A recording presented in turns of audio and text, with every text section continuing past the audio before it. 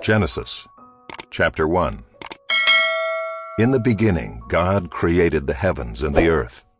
The earth was without form and void, and darkness was over the face of the deep. And the Spirit of God was hovering over the face of the waters. And God said, "Let there be light." And there was light. And God saw that the light was good, and God separated the light from the darkness. God called the light day, and the darkness he called night. And there was evening and there was morning, the first day. And God said, "Let there be an expanse in the midst of the waters, and let it separate the waters from the waters." And God made the expanse, and separated the waters that were under the expanse from the waters that were above the expanse. And it was so. And God called the expanse heaven. And there was evening and there was morning, the second day. And God said, "Let the waters under the heavens be gathered together into one place, and let the dry land appear." And it was so. God called the dry land earth, and the waters that were gathered together he called seas. And God saw that it was good. And God said, "Let the earth sprout vegetation, plants yielding seed, and fruit trees bearing fruit in which is their seed, each according to its kind on the earth." And it was so. The earth brought forth vegetation, plants yielding seed according to their own kinds, and trees bearing fruit in which is their seed, each according to its kind. And God saw that it was good. And there was evening and there was morning, the third day. And God said, "Let there be lights in the expanse of the heavens to separate the day from the night, and let them be for signs and for seasons and for days and years, and let them be lights in the expanse of the heavens to give light upon the earth." And it was so. And God made the two great lights, the greater light to rule the day, and the lesser light to rule the night, and the stars. And God set them in the expanse of the heavens to give light on the earth, to rule over the day and over the night, and to separate the light from the darkness. And God saw that it was good. And there was evening and there was morning, the fourth day. And God said, "Let the waters swarm with swarms of living creatures, and let birds fly above the earth across the expanse of the heavens." So God created the great sea creatures and every living creature that moves, with which the waters swarm, according to their kinds, and every winged bird according to its kind. And God saw that it was good. And God blessed them, saying, "Be fruitful and multiply, and fill the waters in the seas, and let birds multiply on the earth." And there was evening and there was morning, the fifth day. And God said, "Let the earth bring forth living creatures according to their kinds, livestock and creeping things, and beasts of the earth according to their kinds." And it was so. And God made the beasts of the earth according to their kinds, and the livestock according to their kinds, and everything that creeps on the ground according to its kind. And God saw that it was good. Then God said, "Let us make man in our image, after our likeness, and let them have dominion over the fish of the sea, and over the birds of the heavens, and over the livestock, and over all the earth, and over every creeping thing that creeps on the earth." So God created man in his own image. In the image of God he created him. Male and female he created them. And God blessed them. And God said to them, "Be fruitful and multiply, and fill the earth, and subdue it, and have dominion over the fish of the sea, and over the birds of the heavens, and over every living thing that moves on the earth."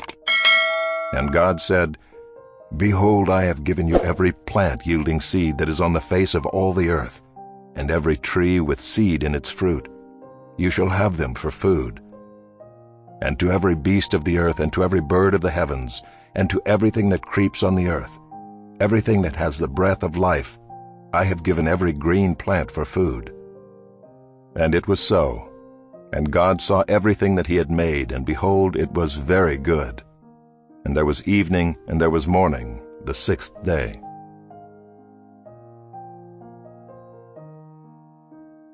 Chapter 2. Thus the heavens and the earth were finished, and all the host of them. And on the seventh day God finished his work that he had done, and he rested on the seventh day from all his work that he had done. So God blessed the seventh day and made it holy, because on it God rested from all his work that he had done in creation. These are the generations of the heavens and the earth when they were created, in the day that the Lord God made the earth and the heavens. When no bush of the field was yet in the land, and no small plant of the field had yet sprung up, for the Lord God had not caused it to rain on the land, and there was no man to work the ground, and a mist was going up from the land and was watering the whole face of the ground. Then the Lord God formed the man of dust from the ground, and breathed into his nostrils the breath of life, and the man became a living creature. And the Lord God planted a garden in Eden in the east, and there he put the man whom he had formed. And out of the ground the Lord God made to spring up every tree that is pleasant to the sight, and good for food. The tree of life was in the midst of the garden, and the tree of the knowledge of good and evil.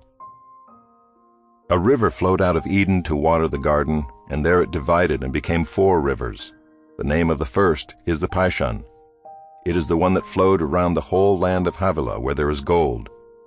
And the gold of that land is good, bdellium and onyx stone are there. The name of the second river is the Gihon. It is the one that flowed around the whole land of Cush. And the name of the third river is the Tigris, which flows east of Assyria. And the fourth river is the Euphrates. The Lord God took the man and put him in the Garden of Eden to work it and keep it. And the Lord God commanded the man, saying, You may surely eat of every tree of the garden, but of the tree of the knowledge of good and evil you shall not eat, for in the day that you eat of it you shall surely die. Then the Lord God said, It is not good that the man should be alone. I will make for him a helper fit for him.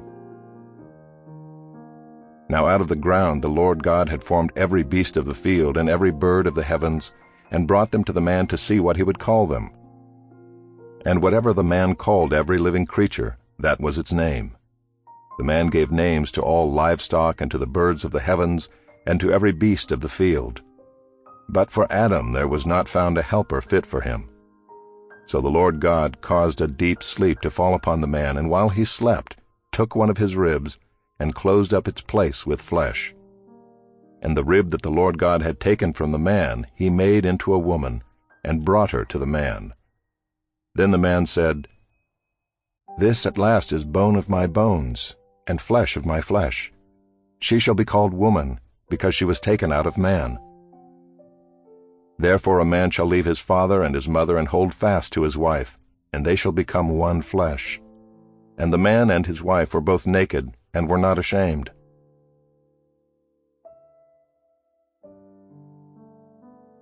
Chapter 3. Now the serpent was more crafty than any other beast of the field that the Lord God had made. He said to the woman, Did God actually say, You shall not eat of any tree in the garden? And the woman said to the serpent, We may eat of the fruit of the trees in the garden, but God said, You shall not eat of the fruit of the tree that is in the midst of the garden, neither shall you touch it, lest you die. But the serpent said to the woman, You will not surely die, for God knows that when you eat of it your eyes will be opened, and you will be like God, knowing good and evil.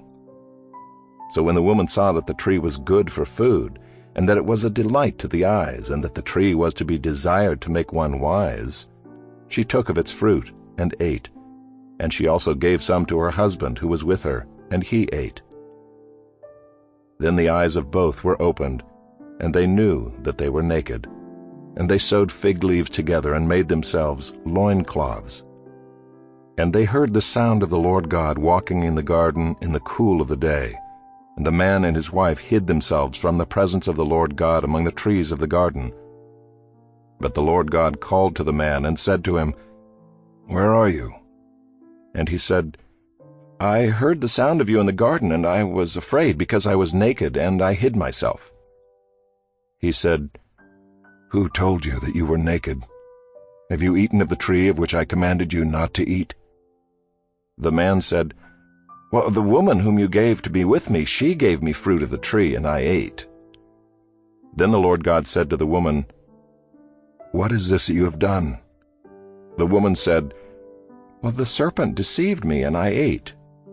The Lord God said to the serpent, "Because you have done this, cursed are you above all livestock, and above all beasts of the field. On your belly you shall go, and dust you shall eat all the days of your life. I will put enmity between you and the woman, and between your offspring and her offspring.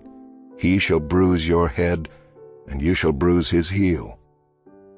To the woman he said, "I will surely multiply your pain in childbearing. In pain you shall bring forth children. Your desire shall be contrary to your husband, but he shall rule over you."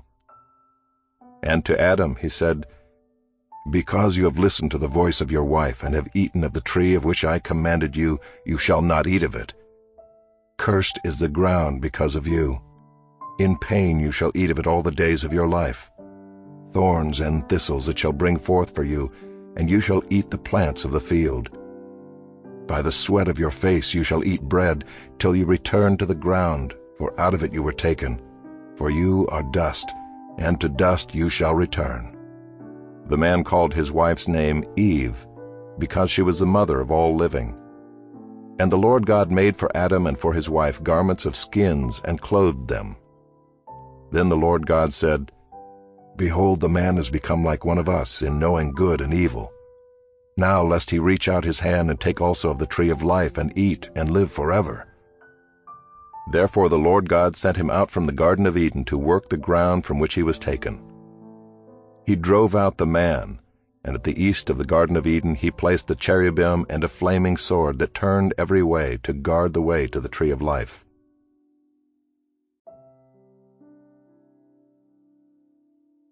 Chapter 4. Now Adam knew Eve his wife, and she conceived and bore Cain, saying, "I have gotten a man with the help of the Lord." And again she bore his brother Abel. Now Abel was a keeper of sheep, and Cain a worker of the ground. In the course of time Cain brought to the Lord an offering of the fruit of the ground. And Abel also brought of the firstborn of his flock and of their fat portions. And the Lord had regard for Abel and his offering, but for Cain and his offering he had no regard. So Cain was very angry, and his face fell. The Lord said to Cain, "Why are you angry, and why has your face fallen?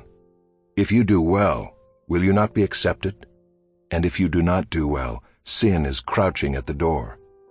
Its desire shall be contrary to you, but you must rule over it." Cain spoke to Abel his brother, and when they were in the field, Cain rose up against his brother Abel and killed him.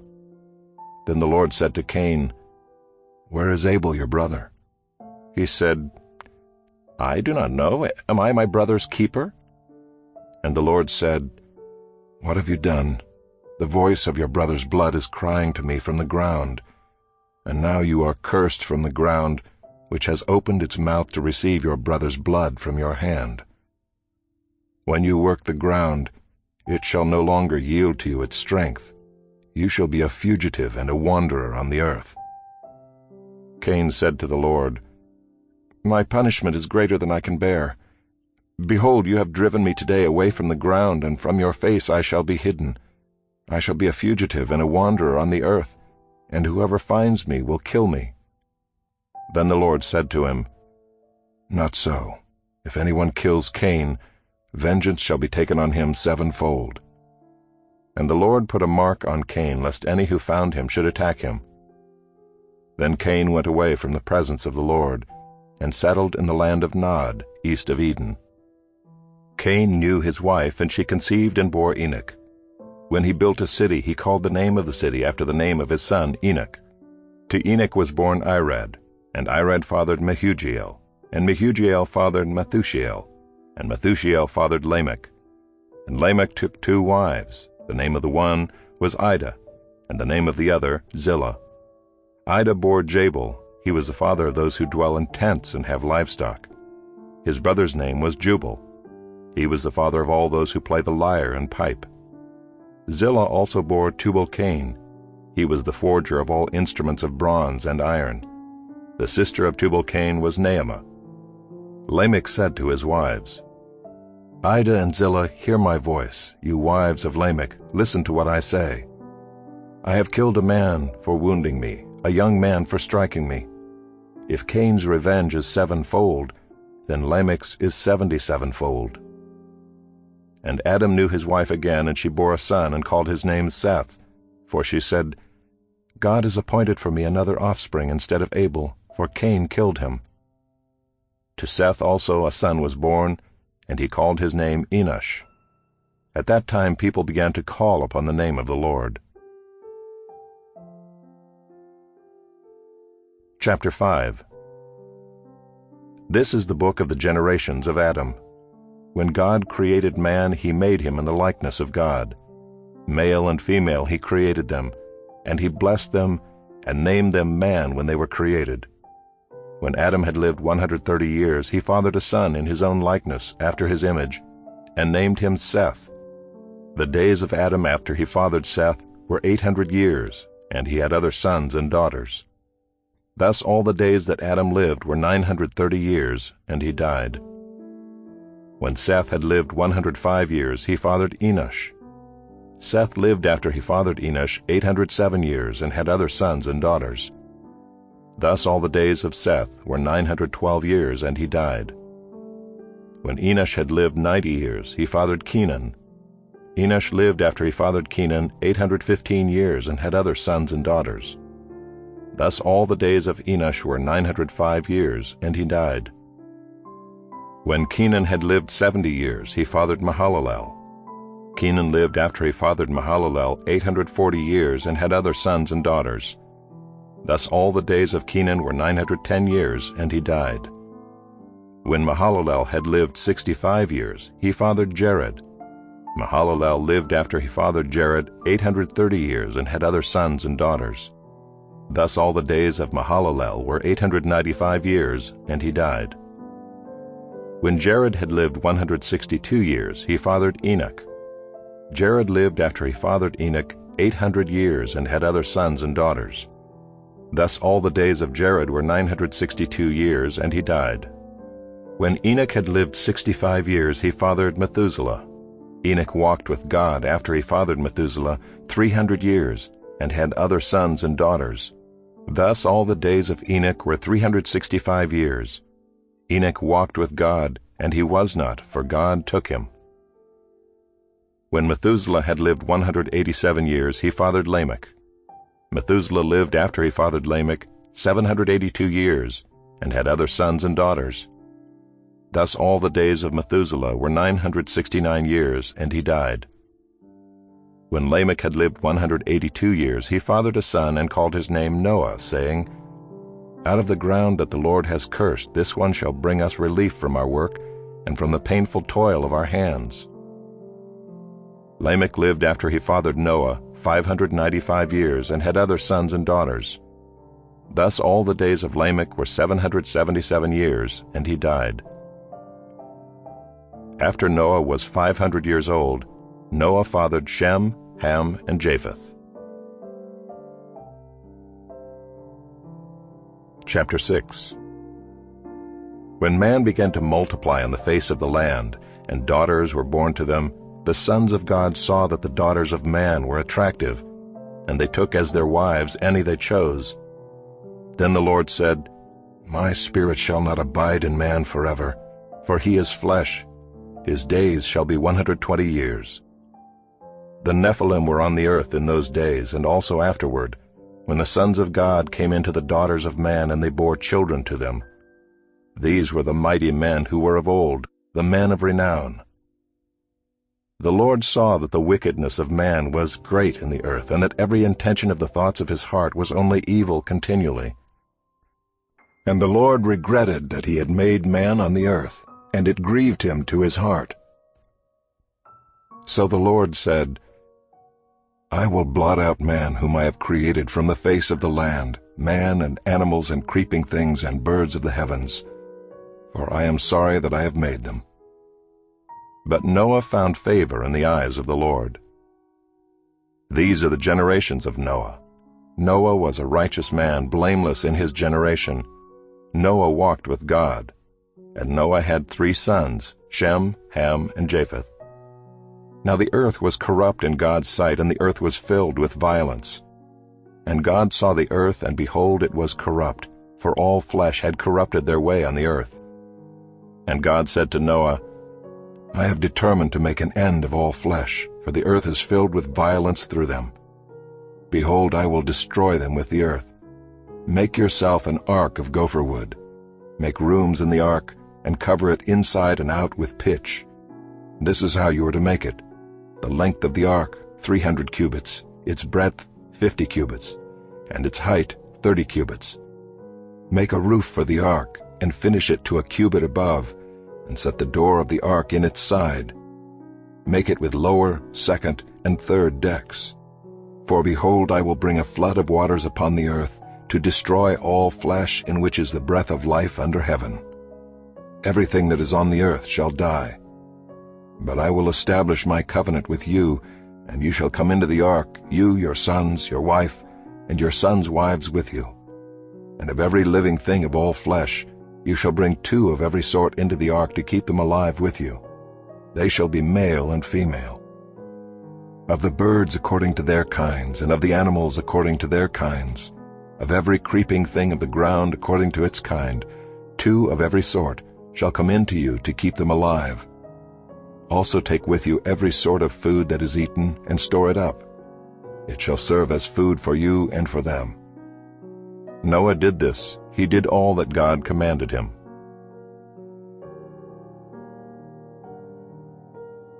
Chapter 7. Then the Lord said to Noah, Go into the ark, you and all your household, for I have seen that you are righteous before me in this generation. Take with you 7 pairs of all clean animals, the male and his mate, and a pair of the animals that are not clean, the male and his mate, and 7 pairs of the birds of the heavens also, male and female, to keep their offspring alive on the face of all the earth. For in 7 days I will send rain on the earth 40 days and 40 nights, and every living thing that I have made I will blot out from the face of the ground. And Noah did all that the Lord had commanded him. Noah was 600 years old when the flood of waters came upon the earth. And Noah and his sons and his wife and his sons' wives with him went into the ark to escape the waters of the flood.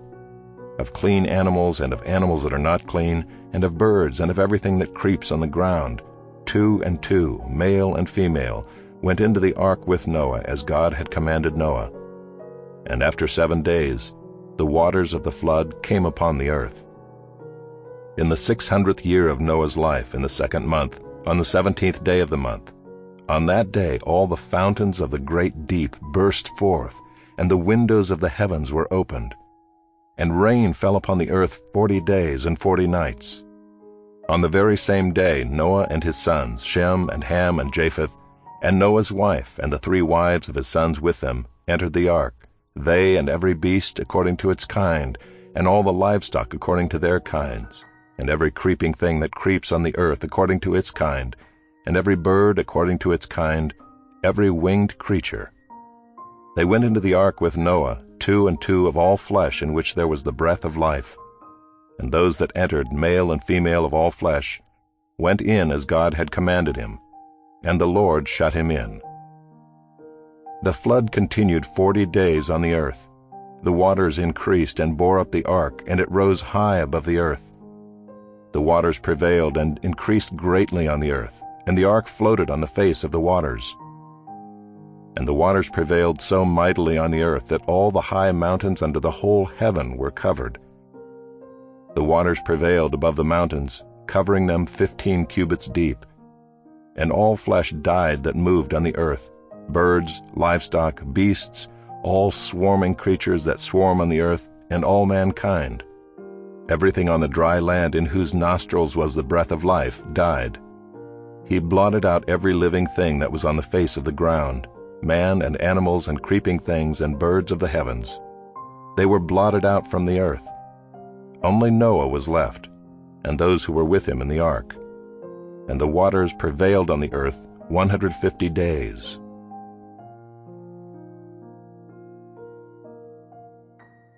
Chapter 8.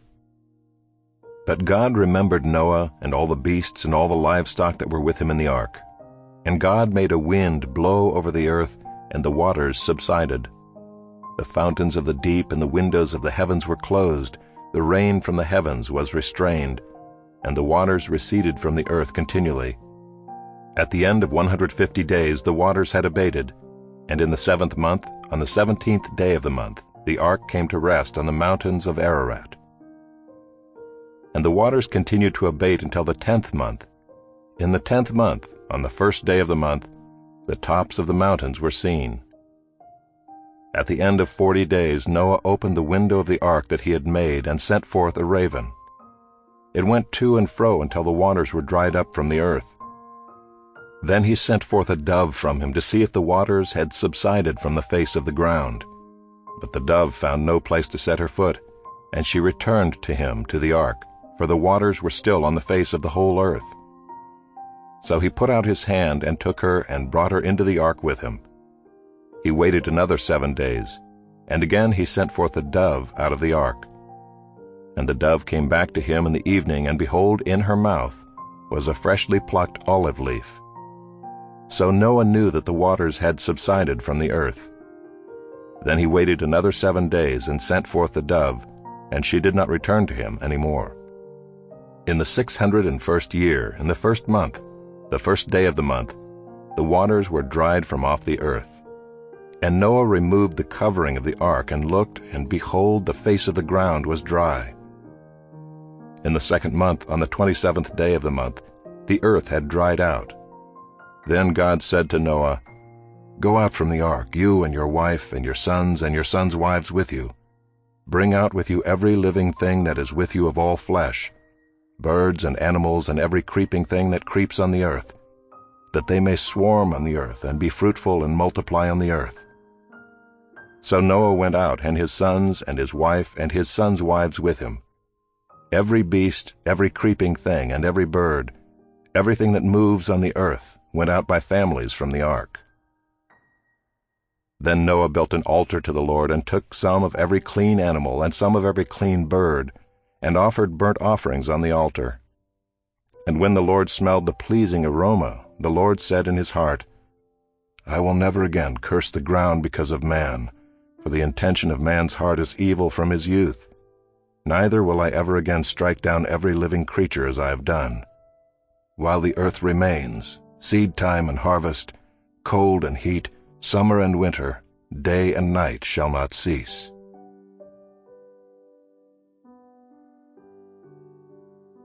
Chapter 9. And God blessed Noah and his sons and said to them, "Be fruitful and multiply and fill the earth. The fear of you and the dread of you shall be upon every beast of the earth, and upon every bird of the heavens, upon everything that creeps on the ground, and all the fish of the sea. Into your hand they are delivered. Every moving thing that lives shall be food for you. And as I gave you the green plants, I give you everything. But you shall not eat flesh with its life, that is, its blood. And for your lifeblood I will require a reckoning. From every beast I will require it, and from man. From his fellow man I will require a reckoning for the life of man. Whoever sheds the blood of man, by man shall his blood be shed. For God made man in his own image. And you be fruitful and multiply, increase greatly on the earth, and multiply in it." Then God said to Noah and to his sons with him, "Behold, I establish my covenant with you and your offspring after you, and with every living creature that is with you, the birds, the livestock, and every beast of the earth with you, as many as came out of the ark. It is for every beast of the earth. I establish my covenant with you that never again shall all flesh be cut off by the waters of the flood, and never again shall there be a flood to destroy the earth." And God said, "This is the sign of the covenant that I make between me and you and every living creature that is with you, for all future generations. I have set my bow in the cloud, and it shall be a sign of the covenant between me and the earth. When I bring clouds over the earth and the bow is seen in the clouds, I will remember my covenant that is between me and you and every living creature of all flesh. And the waters shall never again become a flood to destroy all flesh. When the bow is in the clouds, I will see it and remember the everlasting covenant between God and every living creature of all flesh that is on the earth. God said to Noah, "This is the sign of the covenant that I have established between me and all flesh that is on the earth." The sons of Noah who went forth from the ark were Shem, Ham, and Japheth. Ham was the father of Canaan. These three were the sons of Noah, and from these the people of the whole earth were dispersed. Noah began to be a man of the soil, and he planted a vineyard. He drank of the wine and became drunk and lay uncovered in his tent. And Ham, the father of Canaan, saw the nakedness of his father and told his two brothers outside.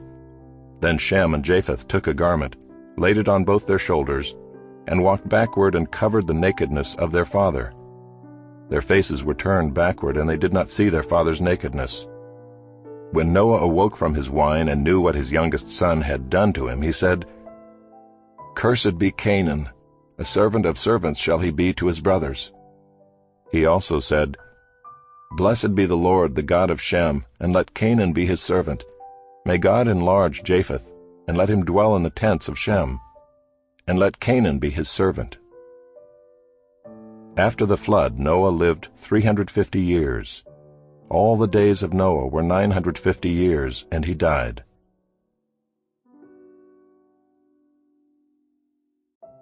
Chapter 10. These are the generations of the sons of Noah, Shem, Ham, and Japheth. Sons were born to them after the flood. The sons of Japheth: Gomer, Magog, Madai, Javan, Tubal, Meshech, and Tyrus. The sons of Gomer: Ashkenaz, Riphath, and Togarmah. The sons of Javan: Elisha, Tarshish, Kittim, and Dodanim. From these the coastland peoples spread in their lands, each with his own language, by their clans in their nations. The sons of Ham: Cush, Egypt, Put, and Canaan. The sons of Cush: Seba, Havilah, Sabta, Raamah, and Sabtika. The sons of Raamah: Sheba and Dedan. Cush fathered Nimrod. He was the first on earth to be a mighty man. He was a mighty hunter before the Lord. Therefore it is said, "Like Nimrod, a mighty hunter before the Lord." The beginning of his kingdom was Babel, Erech, Akkad, and Calneh in the land of Shinar. From that land he went into Assyria and built Nineveh, Rehoboth-ir, Calah, and Rezin between Nineveh and Calah. That is the great city. Egypt fathered Ludim, Anamim, Lehabim, Naphtuhim, Pathrusim, Casluhim, from whom the Philistines came, and Caphtorim. Canaan fathered Sidon his firstborn, and Heth, and the Jebusites, the Amorites, the Girgashites, the Hivites, the Arkites, the Sinites, the Arvadites, the Zemarites, and the Hamathites. Afterward the clans of the Canaanites dispersed, and the territory of the Canaanites extended from Sidon in the direction of Gerar as far as Gaza, and in the direction of Sodom, Gomorrah, Admah, and Zeboim as far as Lasha. These are the sons of Ham by their clans, their languages, their lands, and their nations. To Shem also, the father of all the children of Eber, the elder brother of Japheth, children were born. The sons of Shem: Elam, Asher, Arpachshad, Lud, and Aram. The sons of Aram: Uz, Hul, Gether, and Mash. Arpachshad fathered Shelah, and Shelah fathered Eber. To Eber were born two sons. The name of the one was Peleg, for in his days the earth was divided, and his brother's name was Joktan.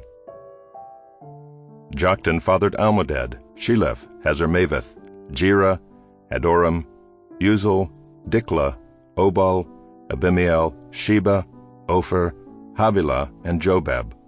All these were the sons of Joktan. The territory in which they lived extended from Mesha in the direction of Sephar to the hill country of the east. These are the sons of Shem by their clans, their languages, their lands, and their nations. These are the clans of the sons of Noah according to their genealogies, in their nations, and from these the nations spread abroad on the earth after the flood.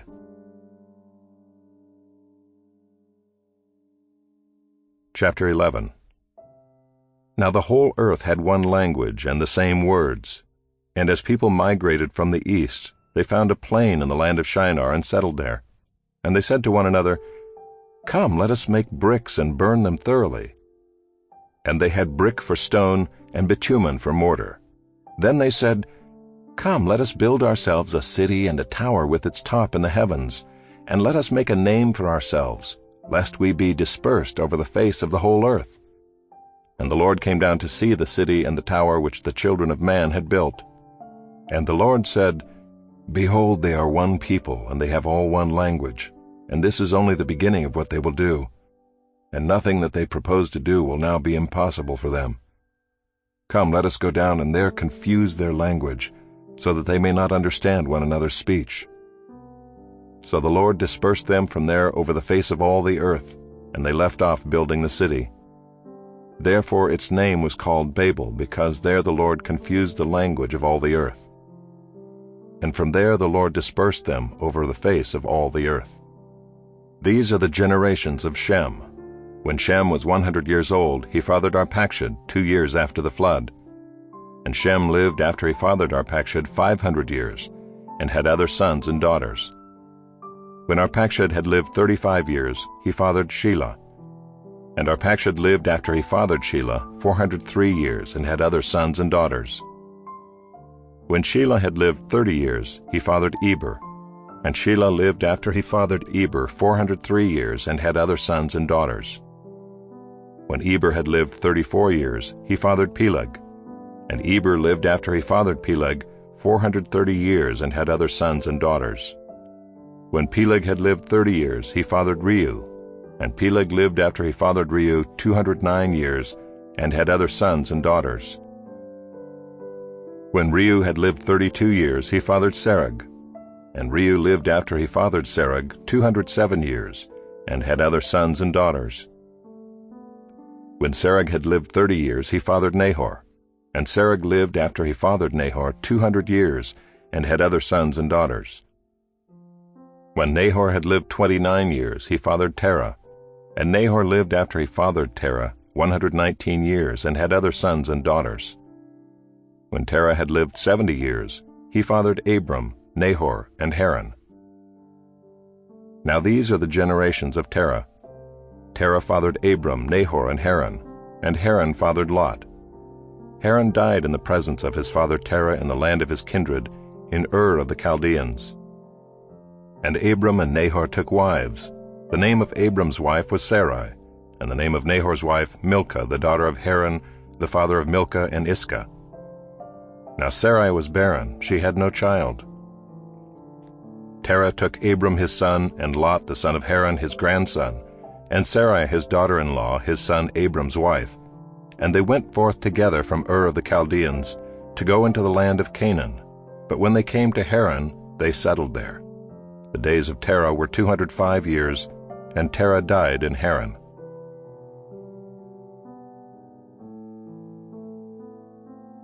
Chapter 12. Now the Lord said to Abram, "Go from your country and your kindred and your father's house to the land that I will show you, and I will make of you a great nation, and I will bless you and make your name great, so that you will be a blessing. I will bless those who bless you, and him who dishonors you I will curse. And in you all the families of the earth shall be blessed." So Abram went as the Lord had told him, and Lot went with him. Abram was 75 years old when he departed from Haran. And Abram took Sarai his wife, and Lot his brother's son, and all their possessions that they had gathered, and the people that they had acquired in Haran, and they set out to go to the land of Canaan. When they came to the land of Canaan, Abram passed through the land to the place at Shechem, to the oak of Moreh. At that time the Canaanites were in the land. Then the Lord appeared to Abram and said, "To your offspring I will give this land." So he built there an altar to the Lord who had appeared to him. From there he moved to the hill country on the east of Bethel and pitched his tent, with Bethel on the west and Ai on the east. And there he built an altar to the Lord and called upon the name of the Lord. And Abram journeyed on, still going toward the Negeb. Now there was a famine in the land, So Abram went down to Egypt to sojourn there, for the famine was severe in the land. When he was about to enter Egypt, he said to Sarai his wife, "I know that you are a woman beautiful in appearance, and when the Egyptians see you, they will say, 'This is his wife.' Then they will kill me, but they will let you live. Say you are my sister, that it may go well with me because of you, and that my life may be spared for your sake." When Abram entered Egypt, the Egyptians saw that the woman was very beautiful. And when the princes of Pharaoh saw her, they praised her to Pharaoh. And the woman was taken into Pharaoh's house. And for her sake he dealt well with Abram. And he had sheep, oxen, male donkeys, male servants, female donkeys, and camels. But the Lord afflicted Pharaoh and his house with great plagues because of Sarai, Abram's wife. So Pharaoh called Abram and said, "What is this you have done to me? Why did you not tell me that she was your wife? Why did you say, 'She is my sister,' so that I took her for my wife? Now then, here is your wife, take her and go." And Pharaoh gave men orders concerning him, and they sent him away with his wife and all that he had.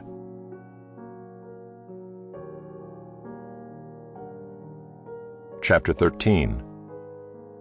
So Abram went up from Egypt, he and his wife and all that he had, and Lot with him, into the Negeb. Now Abram was very rich in livestock, in silver, and in gold. And he journeyed on from the Negeb as far as Bethel, to the place where his tent had been at the beginning, between Bethel and Ai, to the place where he had made an altar at the first. And there Abram called upon the name of the Lord. And Lot, who went with Abram, also had flocks and herds and tents, so that the land could not support both of them dwelling together, for their possessions were so great that they could not dwell together. And there was strife between the herdsmen of Abram's livestock and the herdsmen of Lot's livestock. At that time the Canaanites and the Perizzites were dwelling in the land. Then Abram said to Lot, "Let there be no strife between you and me, and between your herdsmen and my herdsmen, for we are kinsmen. Is not the whole land before you? Separate yourself from me. If you take the left hand, then I will go to the right, or if you take the right hand, then I will go to the left." And Lot lifted up his eyes and saw that the Jordan Valley was well watered everywhere, like the garden of the Lord, like the land of Egypt in the direction of Zoar. This was before the Lord destroyed Sodom and Gomorrah. So Lot chose for himself all the Jordan Valley, and Lot journeyed east. Thus they separated from each other. Abram settled in the land of Canaan, while Lot settled among the cities of the valley, and moved his tent as far as Sodom. Now the men of Sodom were wicked, great sinners against the Lord. The Lord said to Abram, after Lot had separated from him, "Lift up your eyes and look from the place where you are, northward and southward and eastward and westward. For all the land that you see I will give to you and to your offspring forever. I will make your offspring as the dust of the earth, so that if one can count the dust of the earth, your offspring also can be counted. Arise, walk through the length and the breadth of the land, for I will give it to you." So Abram moved his tent and came and settled by the oaks of Mamre, which are at Hebron, and there he built an altar to the Lord.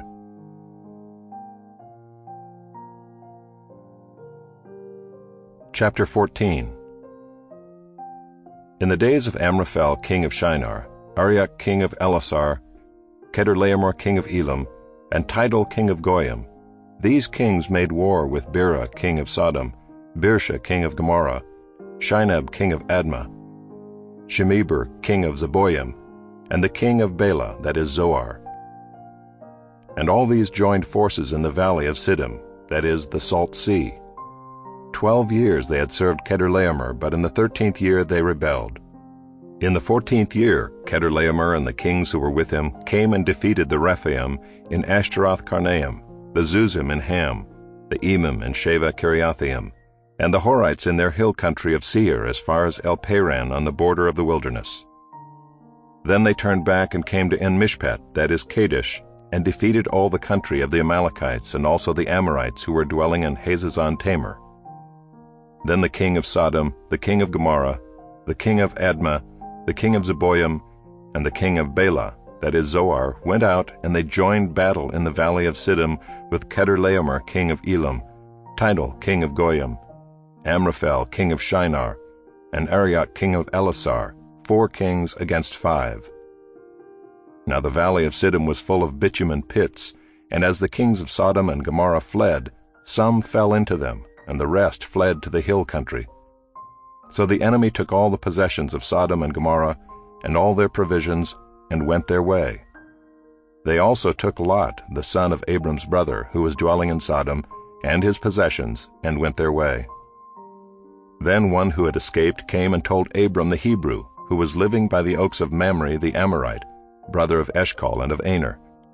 These were allies of Abram. When Abram heard that his kinsman had been taken captive, he led forth his trained men born in his house, 318 of them, and went in pursuit as far as Dan. And he divided his forces against them by night, he and his servants, and defeated them and pursued them to Hobah, north of Damascus. Then he brought back all the possessions, and also brought back his kinsman Lot with his possessions, and the women and the people. After his return from the defeat of Kedorlaomer and the kings who were with him, the king of Sodom went out to meet him at the valley of Shaveh, that is the king's valley. And Melchizedek king of Salem brought out bread and wine. He was priest of God Most High.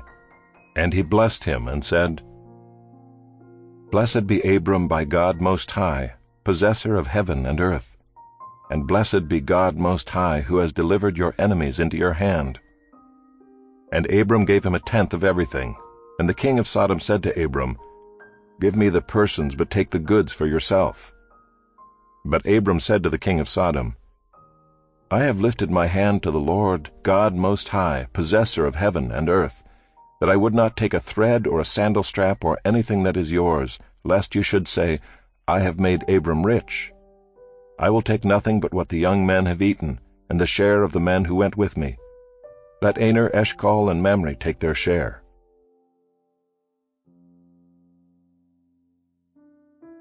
Chapter 15. After these things the word of the Lord came to Abram in a vision. Fear not, Abram. I am your shield, your reward shall be very great. But Abram said, O Lord God, what will you give me? For I continue childless, and the heir of my house is Eliezer of Damascus. And Abram said, Behold, you have given me no offspring, and a member of my household will be my heir. And behold, the word of the Lord came to him, This man shall not be your heir, your very own son shall be your heir.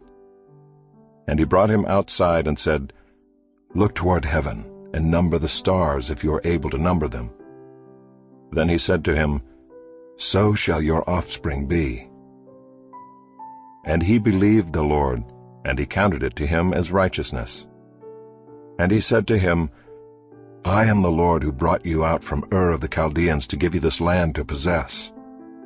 But he said, O Lord God, how am I to know that I shall possess it? He said to him, Bring me a heifer 3 years old, a female goat 3 years old, a ram 3 years old, a turtle dove, and a young pigeon. And he brought him all these, cut them in half, and laid each half over against the other. But he did not cut the birds in half. And when birds of prey came down on the carcasses, Abram drove them away. As the sun was going down, a deep sleep fell on Abram. And behold, dreadful and great darkness fell upon him. Then the Lord said to Abram, Know for certain that your offspring will be sojourners in a land that is not theirs, and will be servants there, and they will be afflicted for 400 years. But I will bring judgment on the nation that they serve, and afterward they shall come out with great possessions. As for you, you shall go to your fathers in peace. You shall be buried in a good old age. And they shall come back here in the 4th generation, for the iniquity of the Amorites is not yet complete. When the sun had gone down and it was dark, behold, a smoking fire pot and a flaming torch passed between these pieces. On that day the Lord made a covenant with Abram, saying, To your offspring I give this land from the river of Egypt to the great river, the river Euphrates, the land of the Kenites, the Kenizzites, the Cadmonites, the Hittites, the Perizzites, the Rephaim, the Amorites, the Canaanites, the Girgashites, and the Jebusites.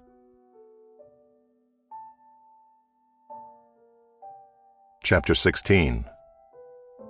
Now Sarai, Abram's wife, had borne him no children. She had a female Egyptian servant whose name was Hagar.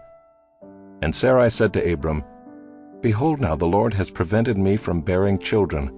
Go in to my servant. It may be that I shall obtain children by her." And Abram listened to the voice of Sarai. So after Abram had lived 10 years in the land of Canaan, Sarai, Abram's wife, took Hagar the Egyptian, her servant, and gave her to Abram her husband as a wife. And he went in to Hagar, and she conceived. And when she saw that she had conceived, she looked with contempt on her mistress. And Sarai said to Abram, "May the wrong done to me be on you. I gave my servant to your embrace, and when she saw that she had conceived, she looked on me with contempt. May the Lord judge between you and me." But Abram said to Sarai, "Behold, your servant is in your power. Do to her as you please." Then Sarai dealt harshly with her, and she fled from her. The angel of the Lord found her by a spring of water in the wilderness, the spring on the way to Shur. And he said, "Hagar, servant of Sarai, where have you come from, and where are you going?" She said, "I am fleeing from my mistress Sarai." The angel of the Lord said to her, "Return to your mistress and submit to her."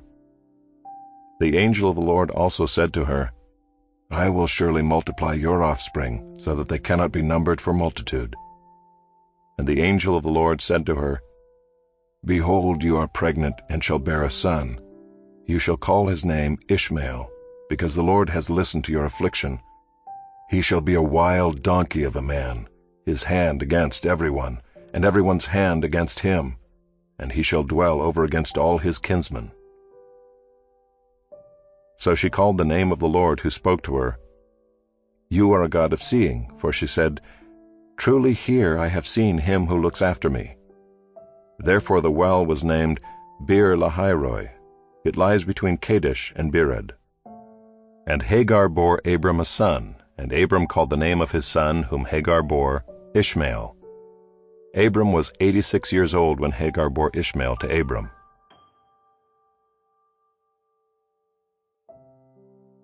Chapter 17. When Abram was 99 years old, the Lord appeared to Abram and said to him, "I am God Almighty. Walk before me and be blameless, that I may make my covenant between me and you, and may multiply you greatly." Then Abram fell on his face. And God said to him, "Behold, my covenant is with you, and you shall be the father of a multitude of nations. No longer shall your name be called Abram, but your name shall be Abraham, for I have made you the father of a multitude of nations. I will make you exceedingly fruitful, and I will make you into nations, and kings shall come from you. And I will establish my covenant between me and you and your offspring after you throughout their generations, for an everlasting covenant, to be God to you and to your offspring after you.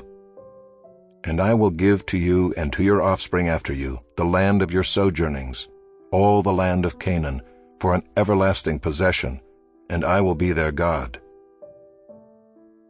And God said to Abraham, "As for you, you shall keep my covenant, you and your offspring after you throughout their generations.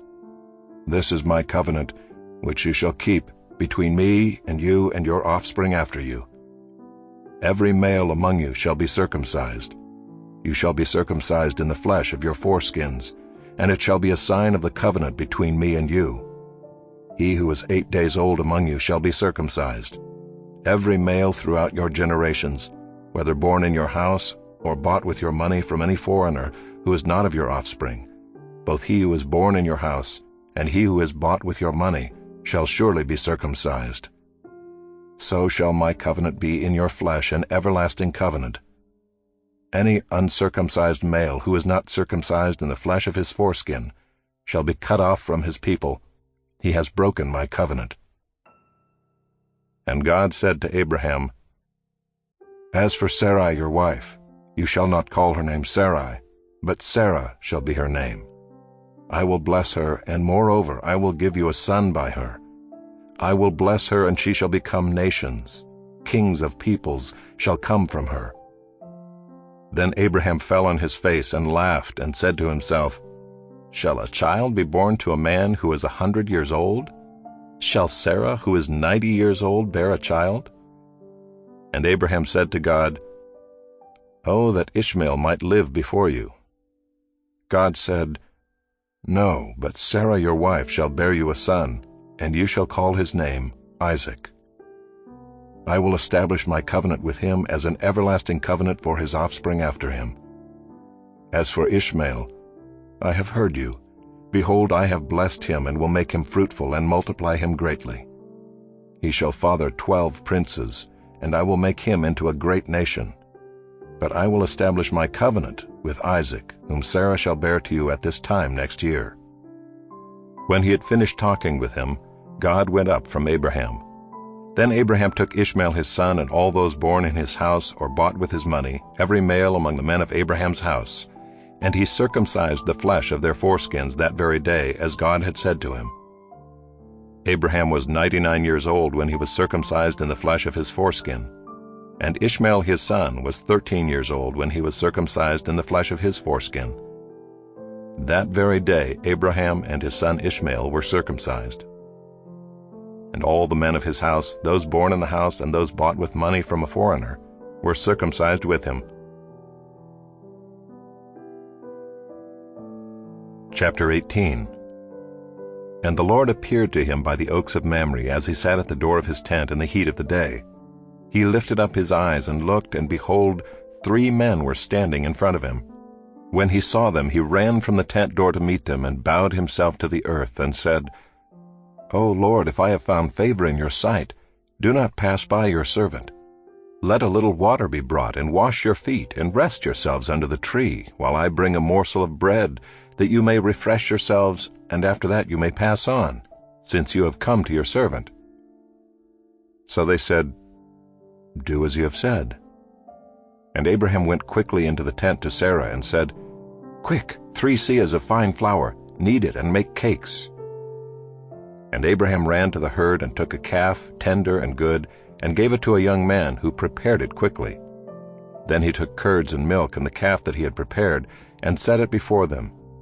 And he stood by them under the tree while they ate. They said to him, "Where is Sarah your wife?" And he said, "She is in the tent." The Lord said, "I will surely return to you about this time next year, and Sarah your wife shall have a son." And Sarah was listening at the tent door behind him. Now Abraham and Sarah were old, advanced in years. The way of women had ceased to be with Sarah. So Sarah laughed to herself, saying, "After I am worn out, and my Lord is old, shall I have pleasure?" The Lord said to Abraham, "Why did Sarah laugh and say, 'Shall I indeed bear a child now that I am old?' Is anything too hard for the Lord? At the appointed time I will return to you about this time next year, and Sarah shall have a son." But Sarah denied it, saying, "I did not laugh," for she was afraid. He said, "No, but you did laugh." Then the men set out from there, and they looked down toward Sodom, and Abraham went with them to set them on their way. The Lord said, "Shall I hide from Abraham what I am about to do, seeing that Abraham shall surely become a great and mighty nation, and all the nations of the earth shall be blessed in him? For I have chosen him, that he may command his children and his household after him, to keep the way of the Lord by doing righteousness and justice, so that the Lord may bring to Abraham what he has promised him." Then the Lord said, "Because the outcry against Sodom and Gomorrah is great, and their sin is very grave, I will go down to see whether they have done altogether according to the outcry that has come to me, and if not, I will know." So the men turned from there and went toward Sodom, but Abraham still stood before the Lord. Then Abraham drew near and said, "Will you indeed sweep away the righteous with the wicked? Suppose there are 50 righteous within the city. Will you then sweep away the place and not spare it for the 50 righteous who are in it? Far be it from you to do such a thing, to put the righteous to death with the wicked, so that the righteous fare as the wicked. Far be that from you. Shall not the judge of all the earth do what is just?" And the Lord said, "If I find at Sodom 50 righteous in the city, I will spare the whole place for their sake." Abraham answered and said, "Behold, I have undertaken to speak to the Lord, I who am but dust and ashes. Suppose 5 of the 50 righteous are lacking. Will you destroy the whole city for lack of 5? And he said, "I will not destroy it if I find 45 there." Again he spoke to him and said, "Suppose 40 are found there." He answered, "For the sake of 40 I will not do it." Then he said, "Oh, let not the Lord be angry, and I will speak. Suppose 30 are found there." He answered, "I will not do it if I find 30 there." He said, "Behold, I have undertaken to speak to the Lord. Suppose 20 are found there." He answered, "For the sake of 20 I will not destroy it." Then he said, "Oh, let not the Lord be angry, and I will speak again, but this once. Suppose 10 are found there." He answered, "For the sake of 10 I will not destroy it." And the Lord went his way when he had finished speaking to Abraham, and Abraham returned to his place.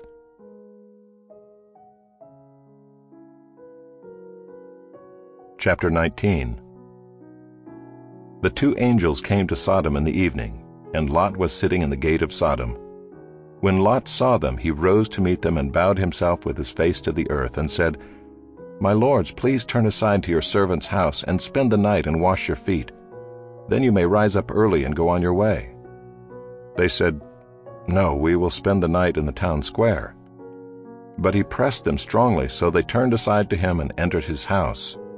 And he made them a feast and baked unleavened bread, and they ate. But before they lay down, the men of the city, the men of Sodom, both young and old, all the people to the last man, surrounded the house. And they called to Lot, "Where are the men who came to you tonight? Bring them out to us, that we may know them." Lot went out to the men at the entrance, shut the door after him, and said, "I beg you, my brothers, do not act so wickedly. Behold, I have 2 daughters who have not known any man.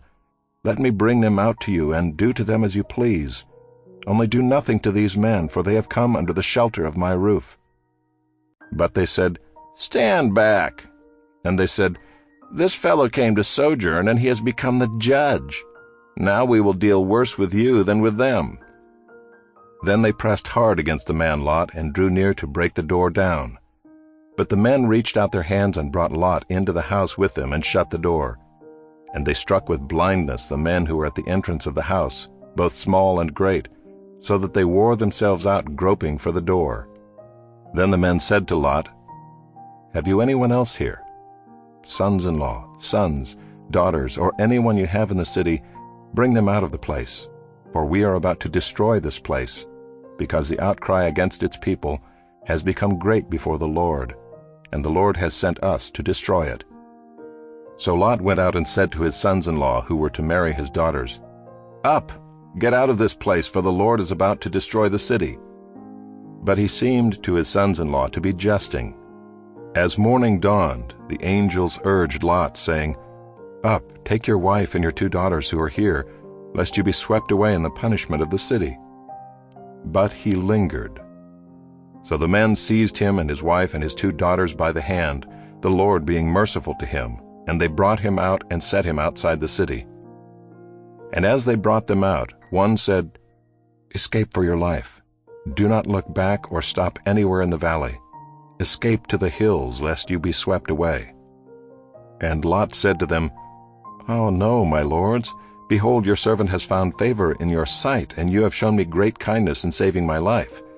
But I cannot escape to the hills, lest the disaster overtake me and I die. Behold, this city is near enough to flee to, and it is a little one. Let me escape there. Is it not a little one? And my life will be saved." He said to him, "Behold, I grant you this favor also, that I will not overthrow the city of which you have spoken. Escape there quickly, for I can do nothing till you arrive there." Therefore the name of the city was called Zoar. The sun had risen on the earth when Lot came to Zoar. Then the Lord rained on Sodom and Gomorrah sulfur and fire from the Lord out of heaven. And he overthrew those cities and all the valley and all the inhabitants of the cities and what grew on the ground. But Lot's wife behind him looked back, and she became a pillar of salt. And Abraham went early in the morning to the place where he had stood before the Lord. And he looked down toward Sodom and Gomorrah and toward all the land of the valley. And he looked, and behold, the smoke of the land went up like the smoke of a furnace. So it was that when God destroyed the cities of the valley, God remembered Abraham and sent Lot out of the midst of the overthrow when he overthrew the cities in which Lot had lived. Now Lot went up out of Zoar and lived in the hills with his 2 daughters, for he was afraid to live in Zoar. So he lived in a cave with his 2 daughters. And the firstborn said to the younger, "Our father is old, and there is not a man on earth to come in to us after the manner of all the earth. Come, let us make our father drink wine, and we will lie with him, that we may preserve offspring from our father." So they made their father drink wine that night. And the firstborn went in and lay with her father. He did not know when she lay down or when she arose. The next day the firstborn said to the younger, "Behold, I lay last night with my father. Let us make him drink wine tonight also. Then you go in and lie with him, that we may preserve offspring from our father." So they made their father drink wine that night also. And the younger arose and lay with him, and he did not know when she lay down or when she arose. Thus both the daughters of Lot became pregnant by their father. The firstborn bore a son and called his name Moab. He is the father of the Moabites to this day. The younger also bore a son and called his name Ben-Ammi. He is the father of the Ammonites to this day. Chapter 20. From there Abraham journeyed toward the territory of the Negeb, and lived between Kadesh and Shur. And he sojourned in Gerar. And Abraham said of Sarah his wife, "She is my sister." And Abimelech king of Gerar sent and took Sarah. But God came to Abimelech in a dream by night and said to him, "Behold, you are a dead man because of the woman whom you have taken, for she is a man's wife." Now Abimelech had not approached her, so he said, "Lord, will you kill an innocent people? Did he not himself say to me, 'She is my sister'? And she herself said, 'He is my brother.' In the integrity of my heart and the innocence of my hands I have done this." Then God said to him in the dream, "Yes, I know that you have done this in the integrity of your heart, and it was I who kept you from sinning against me. Therefore I did not let you touch her. Now then, return the man's wife, for he is a prophet, so that he will pray for you, and you shall live. But if you do not return her, know that you shall surely die, you and all who are yours." So Abimelech rose early in the morning and called all his servants and told them all these things. And the men were very much afraid. Then Abimelech called Abraham and said to him, "What have you done to us? And how have I sinned against you, that you have brought on me and my kingdom a great sin? You have done to me things that ought not to be done." And Abimelech said to Abraham, "What did you see that you did this thing?" Abraham said, "I did it because I thought, there is no fear of God at all in this place, and they will kill me because of my wife. Besides, she is indeed my sister, the daughter of my father, though not the daughter of my mother, and she became my wife. And when God caused me to wander from my father's house, I said to her, 'This is the kindness you must do me.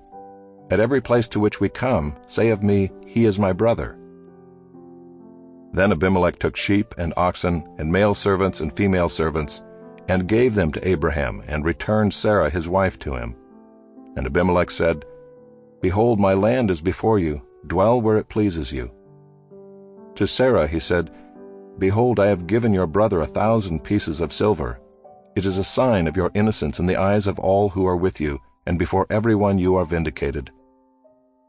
Then Abraham prayed to God, and God healed Abimelech, and also healed his wife and female slaves, so that they bore children.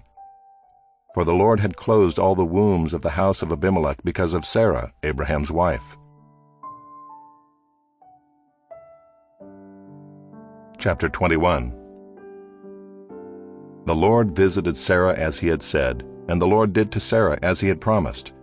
And Sarah conceived and bore Abraham a son in his old age at the time of which God had spoken to him.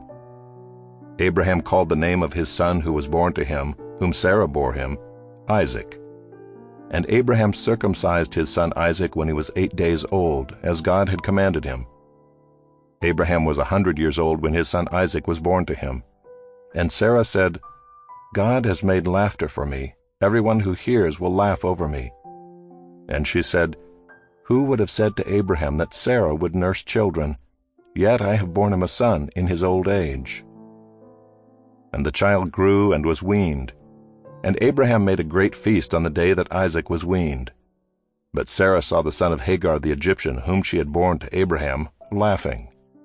So she said to Abraham, Cast out this slave woman with her son, for the son of this slave woman shall not be heir with my son Isaac. And the thing was very displeasing to Abraham on account of his son. But God said to Abraham, Be not displeased because of the boy and because of your slave woman. Whatever Sarah says to you, do as she tells you, for through Isaac shall your offspring be named. And I will make a nation of the son of the slave woman also, because he is your offspring. So Abraham rose early in the morning and took bread and a skin of water, and gave it to Hagar, putting it on her shoulder along with the child, and sent her away. And she departed and wandered in the wilderness of Beersheba. When the water in the skin was gone, she put the child under one of the bushes. Then she went and sat down opposite him a good way off, about the distance of a bow shot, for she said, Let me not look on the death of the child. And as she sat opposite him, she lifted up her voice and wept. And God heard the voice of the boy, and the angel of God called to Hagar from heaven and said to her, What troubles you, Hagar? Fear not, for God has heard the voice of the boy where he is. Up, lift up the boy and hold him fast with your hand, for I will make him into a great nation. Then God opened her eyes, and she saw a well of water. She went and filled the skin with water and gave the boy a drink.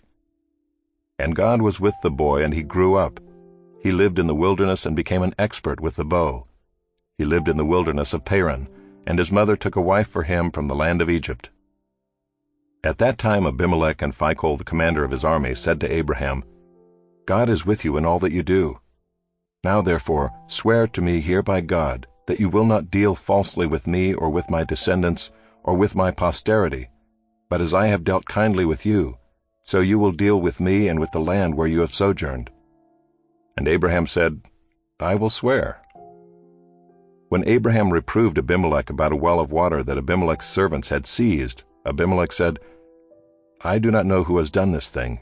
You did not tell me, and I have not heard of it until today.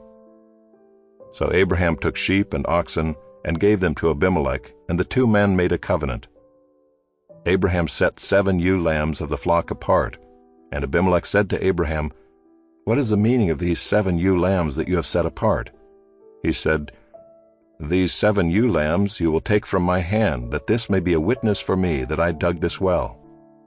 Therefore that place was called Beersheba, because there both of them swore an oath. So they made a covenant at Beersheba. Then Abimelech and Phicol, the commander of his army, rose up and returned to the land of the Philistines. Abraham planted a tamarisk tree in Beersheba and called there on the name of the Lord, the everlasting God. And Abraham sojourned many days in the land of the Philistines. Chapter 22.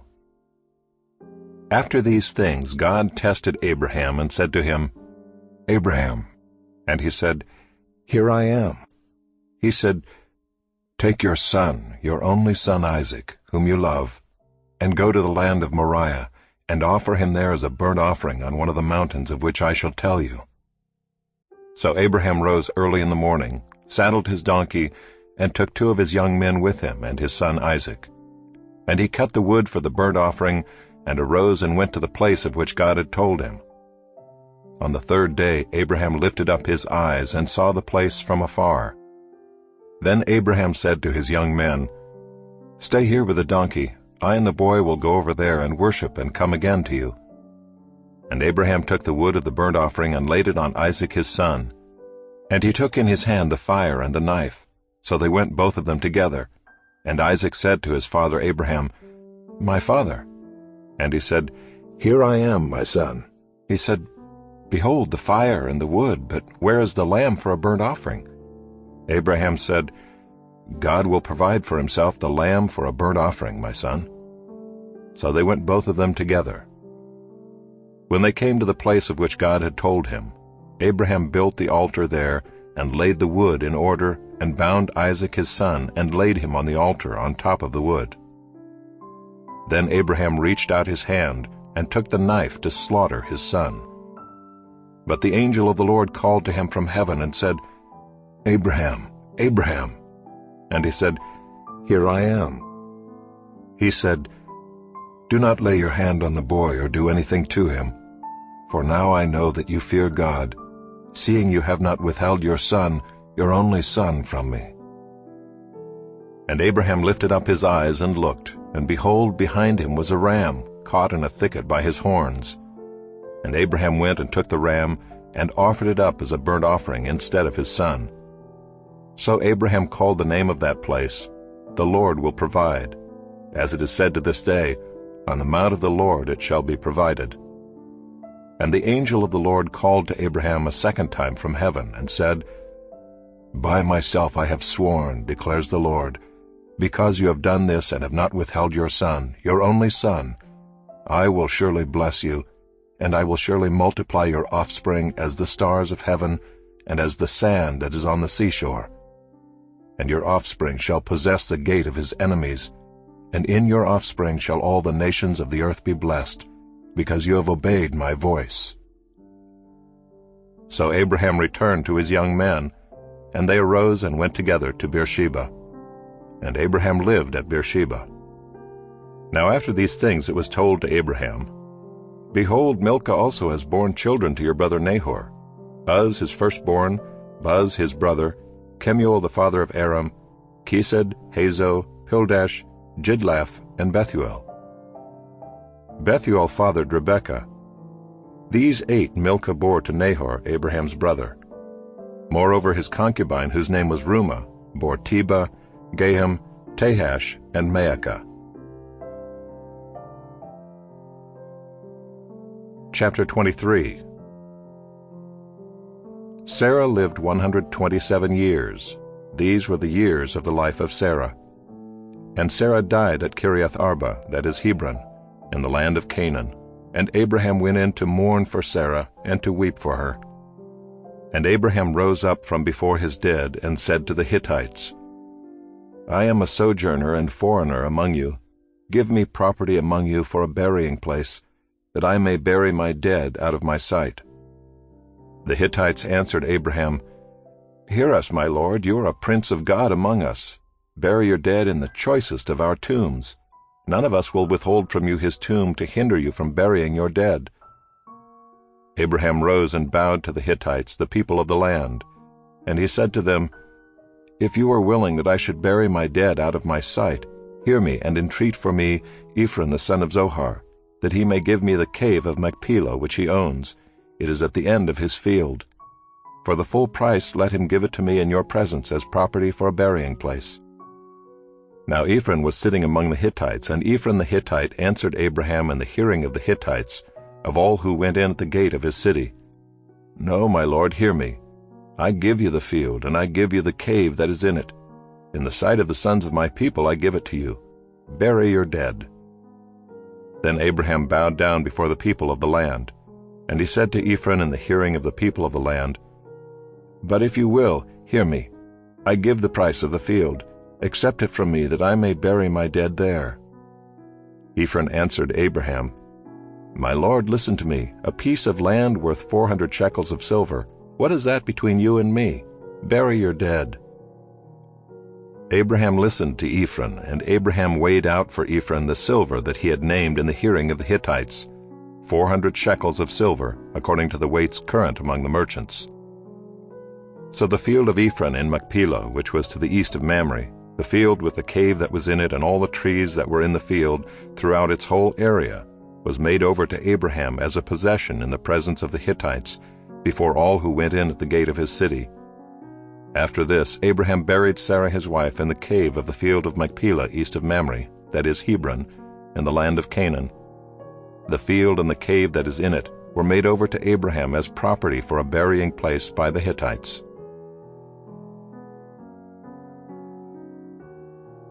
Chapter 24. Now Abraham was old, well advanced in years, and the Lord had blessed Abraham in all things. And Abraham said to his servant, the oldest of his household, who had charge of all that he had, "Put your hand under my thigh, that I may make you swear by the Lord, the God of heaven and God of the earth, that you will not take a wife for my son from the daughters of the Canaanites among whom I dwell, but will go to my country and to my kindred, and take a wife for my son Isaac." The servant said to him, "Perhaps the woman may not be willing to follow me to this land.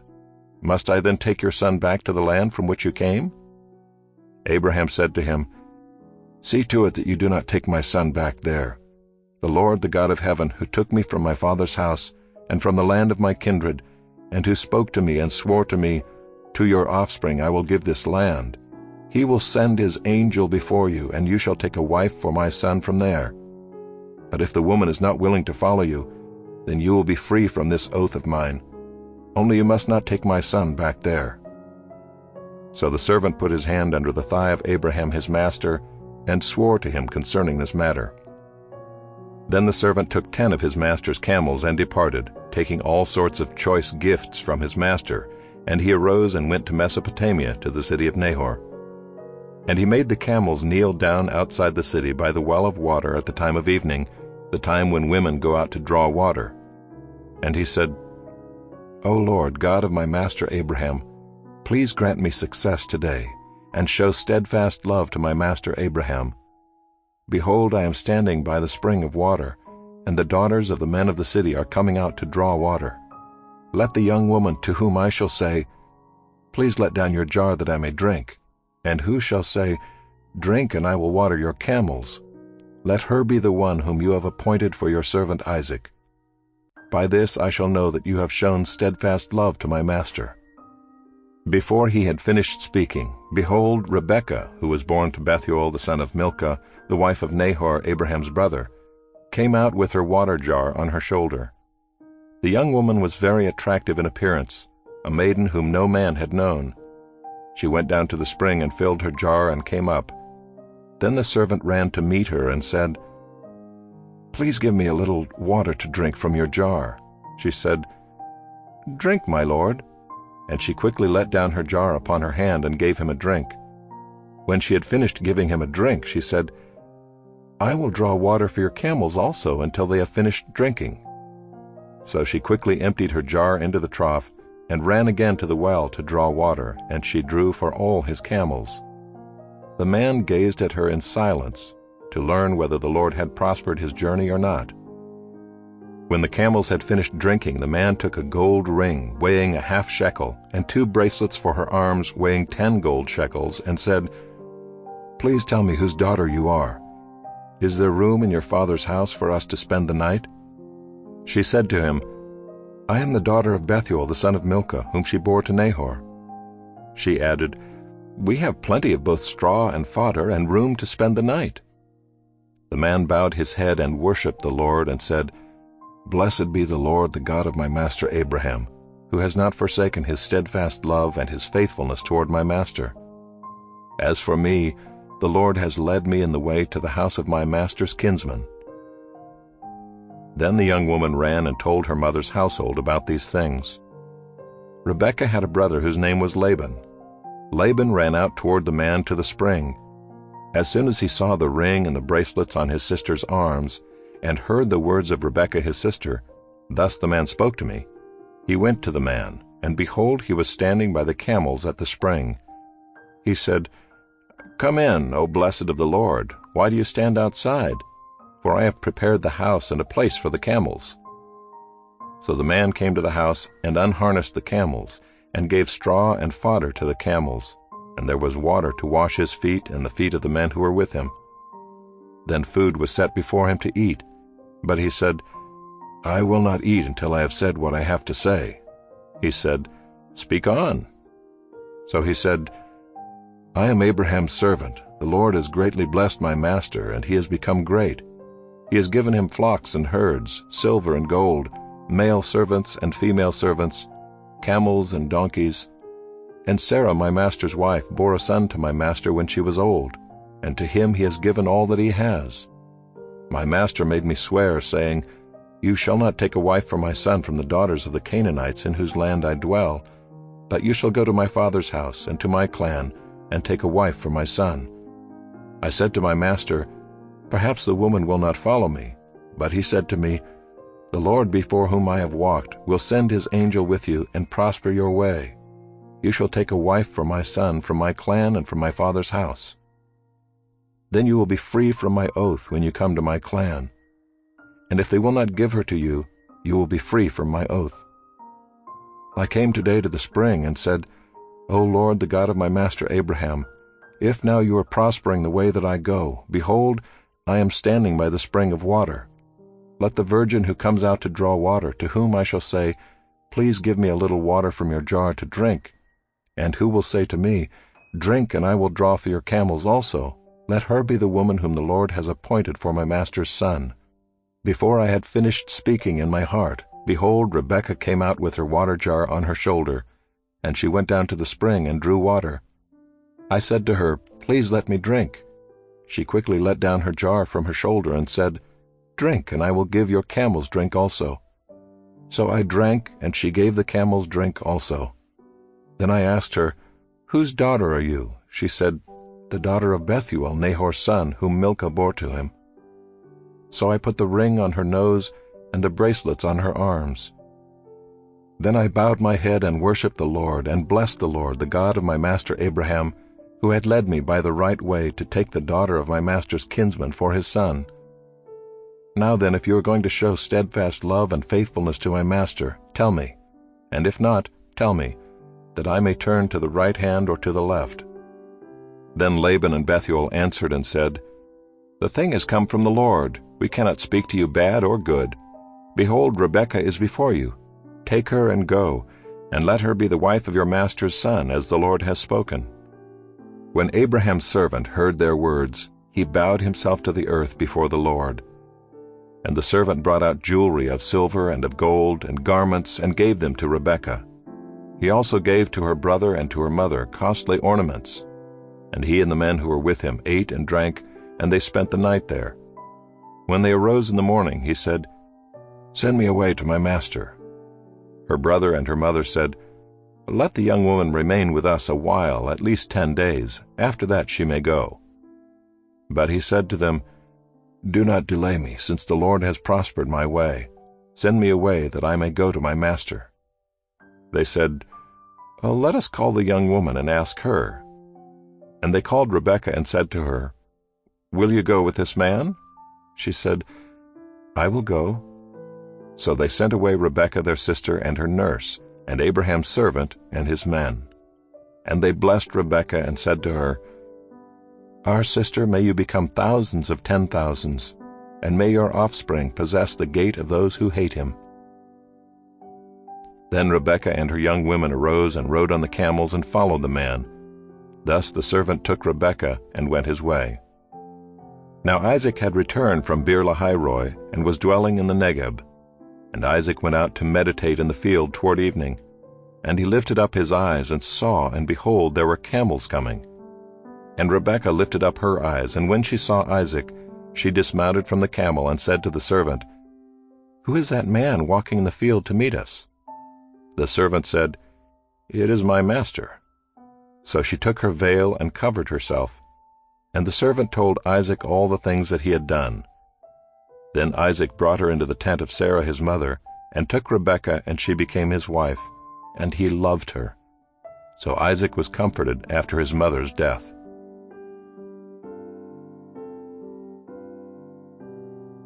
Chapter 25. Abraham took another wife, whose name was Keturah. She bore him Zimram, Jokshan, Medan, Midian, Ishbak, and Shua. Jokshan fathered Sheba and Dedan. The sons of Dedan were Ashuram, Letushim, and Leumim. The sons of Midian were Ephah, Epher, Hanok, Abida, and Eldaah. All these were the children of Keturah. Abraham gave all he had to Isaac. But to the sons of his concubines Abraham gave gifts, and while he was still living he sent them away from his son Isaac eastward to the east country. These are the days of the years of Abraham's life, 175 years. Abraham breathed his last and died in a good old age, an old man and full of years, and was gathered to his people. Isaac and Ishmael his sons buried him in the cave of Machpelah in the field of Ephron the son of Zohar the Hittite, east of Mamre, the field that Abraham purchased from the Hittites. There Abraham was buried with Sarah his wife. After the death of Abraham, God blessed Isaac his son, and Isaac settled at Beer-lahai-roi. These are the generations of Ishmael, Abraham's son, whom Hagar the Egyptian, Sarah's servant, bore to Abraham. These are the names of the sons of Ishmael, named in the order of their birth: Nebaioth, the firstborn of Ishmael, and Kedar, Adbeel, Mibsam, Mishma, Duma, Massa, Hadad, Tema, Jeter, Naphish, and Kedema. These are the sons of Ishmael, and these are their names, by their villages and by their encampments, 12 princes according to their tribes. These are the years of the life of Ishmael, 137 years. He breathed his last and died, and was gathered to his people. They settled from Havilah to Shur, which is opposite Egypt in the direction of Assyria. He settled over against all his kinsmen. These are the generations of Isaac, Abraham's son. Abraham fathered Isaac, and Isaac was 40 years old when he took Rebekah, the daughter of Bethuel the Aramean of Paddan Aram, the sister of Laban the Aramean, to be his wife. And Isaac prayed to the Lord for his wife because she was barren. And the Lord granted his prayer, and Rebekah his wife conceived. The children struggled together within her, and she said, "If it is thus, why is this happening to me?" So she went to inquire of the Lord, and the Lord said to her, "2 nations are in your womb, and 2 peoples from within you shall be divided. The one shall be stronger than the other. The older shall serve the younger." When her days to give birth were completed, behold, there were twins in her womb. The first came out red, all his body like a hairy cloak, so they called his name Esau. Afterward his brother came out with his hand holding Esau's heel, so his name was called Jacob. Isaac was 60 years old when she bore them. When the boys grew up, Esau was a skillful hunter, a man of the field, while Jacob was a quiet man, dwelling in tents. Isaac loved Esau because he ate of his game, but Rebekah loved Jacob. Once when Jacob was cooking stew, Esau came in from the field, and he was exhausted. And Esau said to Jacob, "Let me eat some of that red stew, for I am exhausted." Therefore his name was called Edom. Jacob said, "Sell me your birthright now." Esau said, "I am about to die. Of what use is a birthright to me?" Jacob said, "Swear to me now." So he swore to him and sold his birthright to Jacob. Then Jacob gave Esau bread and lentil stew, and he ate and drank and rose and went his way. Thus Esau despised his birthright.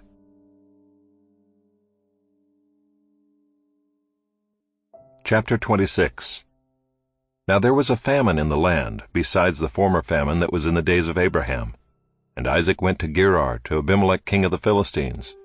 And the Lord appeared to him and said, "Do not go down to Egypt. Dwell in the land of which I shall tell you. Sojourn in this land, and I will be with you and will bless you. For to you and to your offspring I will give all these lands, and I will establish the oath that I swore to Abraham your father. I will multiply your offspring as the stars of heaven, and will give to your offspring all these lands. And in your offspring all the nations of the earth shall be blessed, because Abraham obeyed my voice and kept my charge, my commandments, my statutes, and my laws." So Isaac settled in Gerar. When the men of the place asked him about his wife, he said, "She is my sister," for he feared to say, "my wife," thinking, lest the men of the place should kill me because of Rebekah, because she was attractive in appearance. When he had been there a long time, Abimelech king of the Philistines looked out of a window and saw Isaac laughing with Rebekah his wife. So Abimelech called Isaac and said, "Behold, she is your wife. How then could you say, 'She is my sister'?" Isaac said to him, "Because I thought, lest I die because of her." Abimelech said, "What is this you have done to us? One of the people might easily have lain with your wife, and you would have brought guilt upon us." So Abimelech warned all the people, saying, "Whoever touches this man or his wife shall surely be put to death." And Isaac sowed in that land, and reaped in the same year 100-fold. The Lord blessed him, and the man became rich and gained more and more until he became very wealthy. He had possessions of flocks and herds and many servants, so that the Philistines envied him. Now the Philistines had stopped and filled with earth all the wells that his father's servants had dug in the days of Abraham his father. And Abimelech said to Isaac, "Go away from us, for you are much mightier than we." So Isaac departed from there and encamped in the valley of Gerar and settled there. And Isaac dug again the wells of water that had been dug in the days of Abraham his father, which the Philistines had stopped after the death of Abraham. And he gave them the names that his father had given them.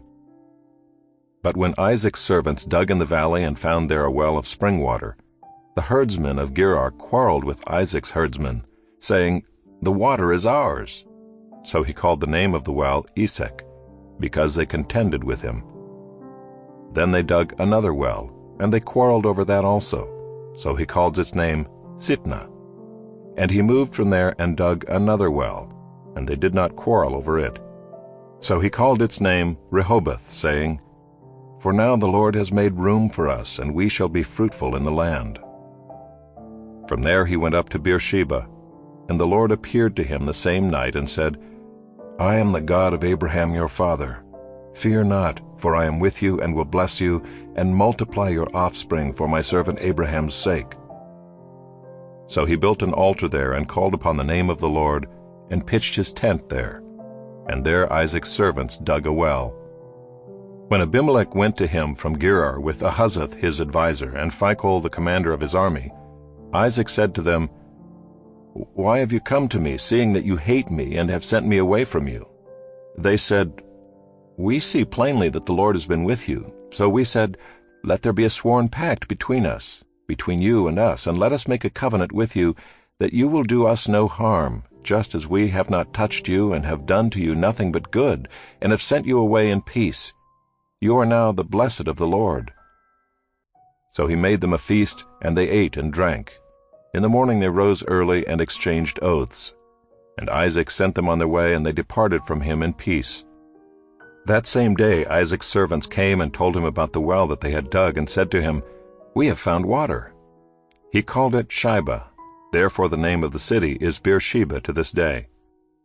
When Esau was 40 years old, he took Judith the daughter of Beeri the Hittite to be his wife, and Basemath the daughter of Elon the Hittite, and they made life bitter for Isaac and Rebekah. Chapter 27. When Isaac was old and his eyes were dim so that he could not see, he called Esau his older son and said to him, "My son." And he answered, "Here I am." He said, "Behold, I am old. I do not know the day of my death. Now then, take your weapons, your quiver and your bow, and go out to the field and hunt game for me, and prepare for me delicious food such as I love, and bring it to me so that I may eat, that my soul may bless you before I die." Now Rebekah was listening when Isaac spoke to his son Esau. So when Esau went to the field to hunt for game and bring it, Rebekah said to her son Jacob, "I heard your father speak to your brother Esau, 'Bring me game and prepare for me delicious food, that I may eat it and bless you before the Lord before I die.' Now therefore, my son, obey my voice as I command you. Go to the flock and bring me 2 good young goats, so that I may prepare from them delicious food for your father, such as he loves, and you shall bring it to your father to eat, so that he may bless you before he dies." But Jacob said to Rebekah his mother, "Behold, my brother Esau is a hairy man, and I am a smooth man. Perhaps my father will feel me, and I shall seem to be mocking him and bring a curse upon myself and not a blessing." His mother said to him, "Let your curse be on me, my son. Only obey my voice, and go, bring them to me." So he went and took them and brought them to his mother, and his mother prepared delicious food, such as his father loved. Then Rebekah took the best garments of Esau her older son, which were with her in the house, and put them on Jacob her younger son. And the skins of the young goats she put on his hands and on the smooth part of his neck. And she put the delicious food and the bread which she had prepared into the hand of her son Jacob. So he went in to his father and said, "My father." And he said, "Here I am. Who are you, my son?" Jacob said to his father, "I am Esau, your firstborn. I have done as you told me. Now sit up and eat of my game, that your soul may bless me." But Isaac said to his son, "How is it that you have found it so quickly, my son?" He answered, "Because the Lord your God granted me success." Then Isaac said to Jacob, "Please come near, that I may feel you, my son, to know whether you are really my son Esau or not." So Jacob went near to Isaac his father, who felt him, and said, "The voice is Jacob's voice, but the hands are the hands of Esau." And he did not recognize him, because his hands were hairy like his brother Esau's hands. So he blessed him. He said, "Are you really my son Esau?" He answered, "I am." Then he said, "Bring it near to me, that I may eat of my son's game and bless you." So he brought it near to him, and he ate, and he brought him wine, and he drank. Then his father Isaac said to him, "Come near and kiss me, my son." So he came near and kissed him, and Isaac smelled the smell of his garments, and blessed him, and said, "See, the smell of my son is as the smell of a field that the Lord has blessed. May God give you of the dew of heaven, and of the fatness of the earth, and plenty of grain and wine. Let peoples serve you, and nations bow down to you. Be lord over your brothers, and may your mother's sons bow down to you. Cursed be everyone who curses you, and blessed be everyone who blesses you." As soon as Isaac had finished blessing Jacob, when Jacob had scarcely gone out from the presence of Isaac his father, Esau his brother came in from his hunting. He also prepared delicious food and brought it to his father. And he said to his father, "Let my father arise and eat of his son's game, that you may bless me." His father Isaac said to him, "Who are you?" He answered, "I am your son, your firstborn, Esau." Then Isaac trembled very violently and said, "Who was it then that hunted game and brought it to me, and I ate it all before you came? And I have blessed him. Yes, and he shall be blessed." As soon as Esau heard the words of his father, he cried out with an exceedingly great and bitter cry, and said to his father, "Bless me, even me also, O my father." But he said, "Your brother came deceitfully, and he has taken away your blessing." Esau said, "Is he not rightly named Jacob? For he has cheated me these 2 times. He took away my birthright, and behold, now he has taken away my blessing." Then he said, "Have you not reserved a blessing for me?"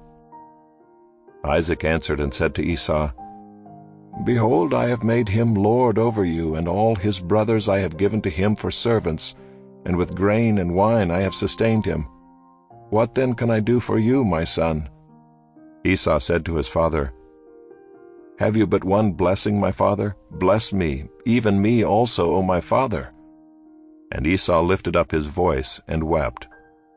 Then Isaac his father answered and said to him, "Behold, away from the fatness of the earth shall your dwelling be, and away from the dew of heaven on high. By your sword you shall live, and you shall serve your brother. But when you grow restless, you shall break his yoke from your neck." Now Esau hated Jacob because of the blessing with which his father had blessed him, and Esau said to himself, "The days of mourning for my father are approaching, then I will kill my brother Jacob." But the words of Esau her older son were told to Rebekah. So she sent and called Jacob her younger son, and said to him, "Behold, your brother Esau comforts himself about you by planning to kill you. Now therefore, my son, obey my voice. Arise, flee to Laban my brother in Haran, and stay with him a while, until your brother's fury turns away, until your brother's anger turns away from you, and he forgets what you have done to him. Then I will send and bring you from there. Why should I be bereft of you both in one day?" Then Rebekah said to Isaac, I loathe my life because of the Hittite women. If Jacob marries one of the Hittite women like these, one of the women of the land, what good will my life be to me?"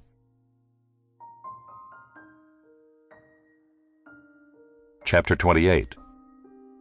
Then Isaac called Jacob and blessed him and directed him, "You must not take a wife from the Canaanite women. Arise, go to Paddan-aram to the house of Bethuel your mother's father, and take as your wife from there one of the daughters of Laban your mother's brother. God Almighty bless you and make you fruitful and multiply you, that you may become a company of peoples. May he give the blessing of Abraham to you and to your offspring with you, that you may take possession of the land of your sojournings that God gave to Abraham." Thus Isaac sent Jacob away, and he went to Paddan-aram, to Laban, the son of Bethuel the Aramean, the brother of Rebekah, Jacob's and Esau's mother. Now Esau saw that Isaac had blessed Jacob, and sent him away to Paddan-aram to take a wife from there, and that as he blessed him he directed him, "You must not take a wife from the Canaanite women," and that Jacob had obeyed his father and his mother, and gone to Paddan-aram. So when Esau saw that the Canaanite women did not please Isaac his father, Esau went to Ishmael and took as his wife, besides the wives he had, Mahalath the daughter of Ishmael, Abraham's son, the sister of Nebaioth. Jacob left Beersheba and went toward Haran, and he came to a certain place and stayed there that night, because the sun had set. Taking one of the stones of the place, he put it under his head and lay down in that place to sleep. And he dreamed, and behold, there was a ladder set up on the earth, and the top of it reached to heaven. And behold, the angels of God were ascending and descending on it. And behold, the Lord stood above it and said, "I am the Lord, the God of Abraham your father, and the God of Isaac. The land on which you lie I will give to you and to your offspring. Your offspring shall be like the dust of the earth, and you shall spread abroad to the west and to the east, and to the north and to the south. And in you and your offspring shall all the families of the earth be blessed. Behold, I am with you, and will keep you wherever you go, and will bring you back to this land. For I will not leave you until I have done what I have promised you." Then Jacob awoke from his sleep and said, "Surely the Lord is in this place, and I did not know it." And he was afraid and said, "How awesome is this place! This is none other than the house of God, and this is the gate of heaven." So early in the morning Jacob took the stone that he had put under his head, and set it up for a pillar, and poured oil on the top of it. He called the name of that place Bethel, but the name of the city was Luz at the first. Then Jacob made a vow, saying, "If God will be with me and will keep me in this way that I go, and will give me bread to eat and clothing to wear, so that I come again to my father's house in peace, then the Lord shall be my God, and this stone which I have set up for a pillar shall be God's house. And of all that you give me I will give a full tenth to you." Chapter 29. Then Jacob went on his journey, and came to the land of the people of the east. As he looked, he saw a well in the field, and behold, 3 flocks of sheep lying beside it, for out of that well the flocks were watered. The stone on the well's mouth was large, and when all the flocks were gathered there, the shepherds would roll the stone from the mouth of the well, and water the sheep, and put the stone back in its place over the mouth of the well. Jacob said to them, "My brothers, where do you come from?" They said, "We are from Haran." He said to them, "Do you know Laban the son of Nahor?" They said, "We know him." He said to them, "Is it well with him?" They said, "It is well, and see, Rachel his daughter is coming with the sheep." He said, "Behold, it is still high day. It is not time for the livestock to be gathered together. Water the sheep and go, pasture them." But they said, "We cannot until all the flocks are gathered together and the stone is rolled from the mouth of the well. Then we water the sheep." While he was still speaking with them, Rachel came with her father's sheep, for she was a shepherdess. Now as soon as Jacob saw Rachel, the daughter of Laban his mother's brother, and the sheep of Laban his mother's brother, Jacob came near and rolled the stone from the well's mouth, and watered the flock of Laban his mother's brother. Then Jacob kissed Rachel and wept aloud. And Jacob told Rachel that he was her father's kinsman, and he was Rebekah's son, and she ran and told her father. As soon as Laban heard the news about Jacob, his sister's son, he ran to meet him and embraced him and kissed him and brought him to his house. Jacob told Laban all these things, and Laban said to him, "Surely you are my bone and my flesh." And he stayed with him a month. Then Laban said to Jacob, "Because you are my kinsman, should you therefore serve me for nothing? Tell me, what shall your wages be?" Now Laban had 2 daughters. The name of the older was Leah, and the name of the younger was Rachel. Leah's eyes were weak, but Rachel was beautiful in form and appearance. Jacob loved Rachel, and he said, "I will serve you 7 years for your younger daughter Rachel." Laban said, "It is better that I give her to you than that I should give her to any other man. Stay with me." So Jacob served 7 years for Rachel, and they seemed to him but a few days because of the love he had for her. Then Jacob said to Laban, "Give me my wife, that I may go into her, for my time is completed." So Laban gathered together all the people of the place and made a feast. But in the evening he took his daughter Leah and brought her to Jacob, and he went into her. Laban gave his female servant Zilpah to his daughter Leah to be her servant. And in the morning, behold, it was Leah. And Jacob said to Laban, "What is this you have done to me? Did I not serve with you for Rachel? Why then have you deceived me?" Laban said, "It is not so done in our country to give the younger before the firstborn. Complete the week of this one, and we will give you the other also in return for serving me another 7 years." Jacob did so and completed her week. Then Laban gave him his daughter Rachel to be his wife. Laban gave his female servant Bilhah to his daughter Rachel to be her servant. So Jacob went in to Rachel also, and he loved Rachel more than Leah, and served Laban for another 7 years. When the Lord saw that Leah was hated, he opened her womb, but Rachel was barren.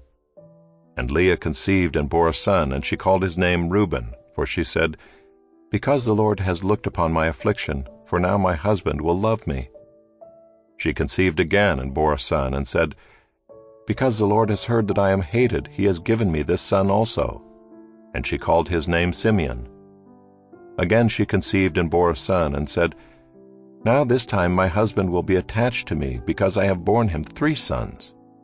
Therefore his name was called Levi. And she conceived again and bore a son, and said, "This time I will praise the Lord." Therefore she called his name Judah. Then she ceased bearing. Chapter 30. When Rachel saw that she bore Jacob no children, she envied her sister. She said to Jacob, "Give me children, or I shall die." Jacob's anger was kindled against Rachel, and he said, "Am I in the place of God, who has withheld from you the fruit of the womb?" Then she said, "Here is my servant Bilhah. Go in to her, so that she may give birth on my behalf, that even I may have children through her." So she gave him her servant Bilhah as a wife, and Jacob went in to her. And Bilhah conceived and bore Jacob a son. Then Rachel said, "God has judged me, and has also heard my voice and given me a son." Therefore she called his name Dan. Rachel's servant Bilhah conceived again and bore Jacob a second son. Then Rachel said, "With mighty wrestlings I have wrestled with my sister, and have prevailed." So she called his name Naphtali. When Leah saw that she had ceased bearing children, she took her servant Zilpah and gave her to Jacob as a wife. Then Leah's servant Zilpah bore Jacob a son, and Leah said, "Good fortune has come." So she called his name Gad. Leah's servant Zilpah bore Jacob a second son, and Leah said, "Happy am I, for women have called me happy." So she called his name Asher. In the days of wheat harvest, Reuben went and found mandrakes in the field, and brought them to his mother Leah. Then Rachel said to Leah, "Please give me some of your son's mandrakes." But she said to her, "Is it a small matter that you have taken away my husband? Would you take away my son's mandrakes also?" Rachel said, "Then he may lie with you tonight in exchange for your son's mandrakes." When Jacob came from the field in the evening, Leah went out to meet him and said, "You must come in to me, for I have hired you with my son's mandrakes." So he lay with her that night. And God listened to Leah, and she conceived and bore Jacob a fifth son. Leah said, "God has given me my wages because I gave my servant to my husband." So she called his name Issachar. And Leah conceived again, and she bore Jacob a sixth son. Then Leah said, "God has endowed me with a good endowment. Now my husband will honor me, because I have borne him 6 sons. So she called his name Zebulun. Afterward she bore a daughter, and called her name Dinah. Then God remembered Rachel, and God listened to her, and opened her womb. She conceived and bore a son, and said, "God has taken away my reproach." And she called his name Joseph, saying, "May the Lord add to me another son." As soon as Rachel had borne Joseph, Jacob said to Laban, "Send me away, that I may go to my own home and country. Give me my wives and my children for whom I have served you, that I may go, for you know the service that I have given you." But Laban said to him, "If I have found favor in your sight, I have learned by divination that the Lord has blessed me because of you. Name your wages, and I will give it." Jacob said to him, "You yourself know how I have served you, and how your livestock has fared with me. For you had little before I came, and it has increased abundantly, and the Lord has blessed you wherever I turned. But now when shall I provide for my own household also?" He said, "What shall I give you?" Jacob said, "You shall not give me anything. If you will do this for me, I will again pasture your flock and keep it. Let me pass through all your flock today, removing from it every speckled and spotted sheep, and every black lamb, and the spotted and speckled among the goats, and they shall be my wages. So my honesty will answer for me later when you come to look into my wages with you. Every one that is not speckled and spotted among the goats and black among the lambs, if found with me, shall be counted stolen." Laban said, "Good, let it be as you have said." But that day Laban removed the male goats that were striped and spotted, and all the female goats that were speckled and spotted, every one that had white on it, and every lamb that was black, and put them in the charge of his sons. And he set a distance of 3 days' journey between himself and Jacob pastured the rest of Laban's flock. Then Jacob took fresh sticks of poplar and almond and plane trees, and peeled white streaks in them, exposing the white of the sticks. He set the sticks that he had peeled in front of the flocks in the troughs, that is, the watering places, where the flocks came to drink. And since they bred when they came to drink, the flocks bred in front of the sticks, and so the flocks brought forth striped, speckled, and spotted. And Jacob separated the lambs, and set the faces of the flocks toward the striped and all the black in the flock of Laban. He put his own droves apart, and did not put them with Laban's flock. Whenever the stronger of the flock were breeding, Jacob would lay the sticks in the troughs before the eyes of the flock, that they might breed among the sticks. But for the feebler of the flock, he would not lay them there. So the feebler would be Laban's, and the stronger Jacob's. Thus the man increased greatly, and had large flocks, female servants and male servants, and camels and donkeys. Chapter 31. Now Jacob heard that the sons of Laban were saying, "Jacob has taken all that was our father's, and from what was our father's he has gained all this wealth." And Jacob saw that Laban did not regard him with favor as before. Then the Lord said to Jacob, "Return to the land of your fathers and to your kindred, and I will be with you." So Jacob sent and called Rachel and Leah into the field where his flock was, and said to them, "I see that your father does not regard me with favor as he did before, but the God of my father has been with me. You know that I have served your father with all my strength, yet your father has cheated me and changed my wages 10 times. But God did not permit him to harm me. If he said, 'The spotted shall be your wages,' then all the flock bore spotted. And if he said, 'The striped shall be your wages,' then all the flock bore striped. Thus God has taken away the livestock of your father and given them to me. In the breeding season of the flock I lifted up my eyes and saw in a dream that the goats that mated with the flock were striped, spotted, and mottled. Then the angel of God said to me in the dream, 'Jacob,' and I said, 'Here I am.' And he said, Lift up your eyes and see, all the goats that mate with the flock are striped, spotted, and mottled. For I have seen all that Laban is doing to you. I am the God of Bethel, where you anointed a pillar and made a vow to me. Now arise, go out from this land, and return to the land of your kindred." Then Rachel and Leah answered and said to him, "Is there any portion or inheritance left to us in our father's house? Are we not regarded by him as foreigners? For he has sold us, and he has indeed devoured our money. All the wealth that God has taken away from our father belongs to us and to our children. Now then, whatever God has said to you, do." So Jacob arose and set his sons and his wives on camels. He drove away all his livestock, all his property that he had gained, the livestock in his possession that he had acquired in Paddan Aram, to go to the land of Canaan to his father Isaac. Laban had gone to shear his sheep, and Rachel stole her father's household gods. And Jacob tricked Laban the Aramean by not telling him that he intended to flee. He fled with all that he had, and arose and crossed the Euphrates, and set his face toward the hill country of Gilead. When it was told Laban on the third day that Jacob had fled, he took his kinsman with him, and pursued him for 7 days, and followed close after him into the hill country of Gilead. But God came to Laban the Aramean in a dream by night, and said to him, "Be careful not to say anything to Jacob, either good or bad." And Laban overtook Jacob. Now Jacob had pitched his tent in the hill country, and Laban with his kinsmen pitched tents in the hill country of Gilead.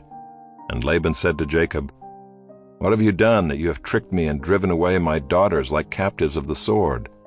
Why did you flee secretly and trick me, and did not tell me, so that I might have sent you away with mirth and songs, with tambourine and lyre? And why did you not permit me to kiss my sons and my daughters farewell? Now you have done foolishly. It is in my power to do you harm.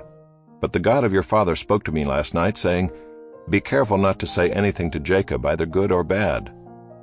And now you have gone away, because you longed greatly for your father's house. But why did you steal my gods?" Jacob answered and said to Laban, "Because I was afraid, for I thought that you would take your daughters from me by force. Anyone with whom you find your gods shall not live. In the presence of our kinsmen point out what I have that is yours, and take it." Now Jacob did not know that Rachel had stolen them. So Laban went into Jacob's tent, and into Leah's tent, and into the tent of the 2 female servants, but he did not find them. And he went out of Leah's tent, and entered Rachel's.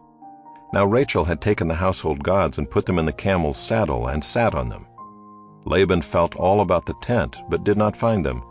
And she said to her father, "Let not my lord be angry that I cannot rise before you, for the way of women is upon me." So he searched, but did not find the household gods. Then Jacob became angry and berated Laban. Jacob said to Laban, "What is my offense? What is my sin that you have hotly pursued me? For you have felt through all my goods. What have you found of all your household goods? Set it here before my kinsmen and your kinsmen, that they may decide between us two. These 20 years I have been with you. Your ewes and your female goats have not miscarried, and I have not eaten the rams of your flocks. What was torn by wild beasts I did not bring to you. I bore the loss of it myself. From my hand you required it, whether stolen by day or stolen by night. There I was. By day the heat consumed me, and the cold by night, and my sleep fled from my eyes. These 20 years I have been in your house. I served you 14 years for your 2 daughters, and 6 years for your flock, and you have changed my wages 10 times.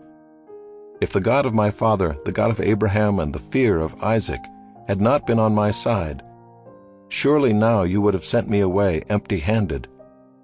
God saw my affliction and the labor of my hands, and rebuked you last night."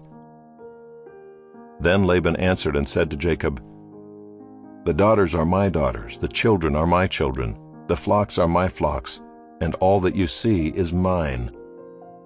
But what can I do this day for these my daughters, or for their children whom they have borne? Come now, let us make a covenant, you and I, and let it be a witness between you and me." So Jacob took a stone and set it up as a pillar.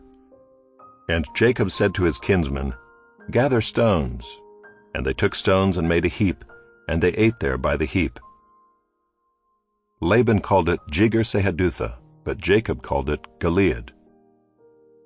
Laban said, "This heap is a witness between you and me today."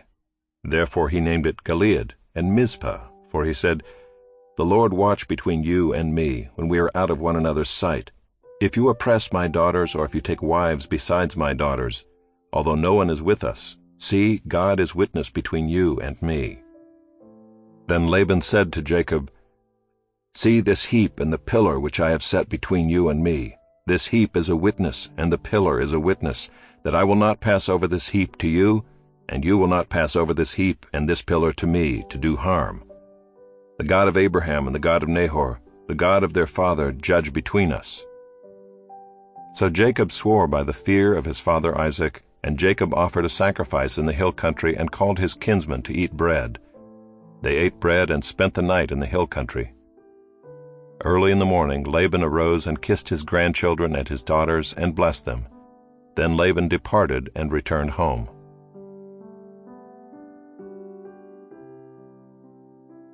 Chapter 32. Jacob went on his way, and the angels of God met him. And when Jacob saw them, he said, "This is God's camp." So he called the name of that place Mahanaim. And Jacob sent messengers before him to Esau his brother in the land of Seir, the country of Edom, instructing them, "Thus you shall say to my lord Esau, Thus says your servant Jacob, I have sojourned with Laban, and stayed until now. I have oxen, donkeys, flocks, male servants and female servants. I have sent to tell my lord in order that I may find favor in your sight." And the messengers returned to Jacob, saying, "We came to your brother Esau, and he is coming to meet you, and there are 400 men with him." Then Jacob was greatly afraid and distressed. He divided the people who were with him and the flocks and herds and camels into 2 camps, thinking, "If Esau comes to the one camp and attacks it, then the camp that is left will escape." And Jacob said, "O God of my father Abraham, and God of my father Isaac, O Lord, who said to me, Return to your country and to your kindred, that I may do you good. I am not worthy of the least of all the deeds of steadfast love and all the faithfulness that you have shown to your servant. For with only my staff I crossed this Jordan, and now I have become 2 camps. Please deliver me from the hand of my brother, from the hand of Esau, for I fear him, that he may come and attack me, the mothers with the children. But you said, I will surely do you good, and make your offspring as the sand of the sea, which cannot be numbered for multitude." So he stayed there that night, and from what he had with him he took a present for his brother Esau, 200 female goats and 20 male goats, 200 ewes and 20 rams, 30 milking camels and their calves, 40 cows and 10 bulls, 20 female donkeys and 10 male donkeys. These he handed over to his servants, every drove by itself, and said to his servants, "Pass on ahead of me and put a space between drove and drove." He instructed the first, "When Esau my brother meets you and asks you, 'To whom do you belong? Where are you going? And whose are these ahead of you?' Then you shall say, 'They belong to your servant Jacob. They are a present sent to my lord Esau. And moreover, he is behind us.'" He likewise instructed the second and the third and all who followed the droves, "You shall say the same thing to Esau when you find him. And you shall say, 'Moreover, your servant Jacob is behind us.'" For he thought, "I may appease him with the present that goes ahead of me, and afterward I shall see his face. Perhaps he will accept me." So the present passed on ahead of him, and he himself stayed that night in the camp. The same night he arose and took his 2 wives, his 2 female servants, and his 11 children, and crossed the ford of the Jabbok.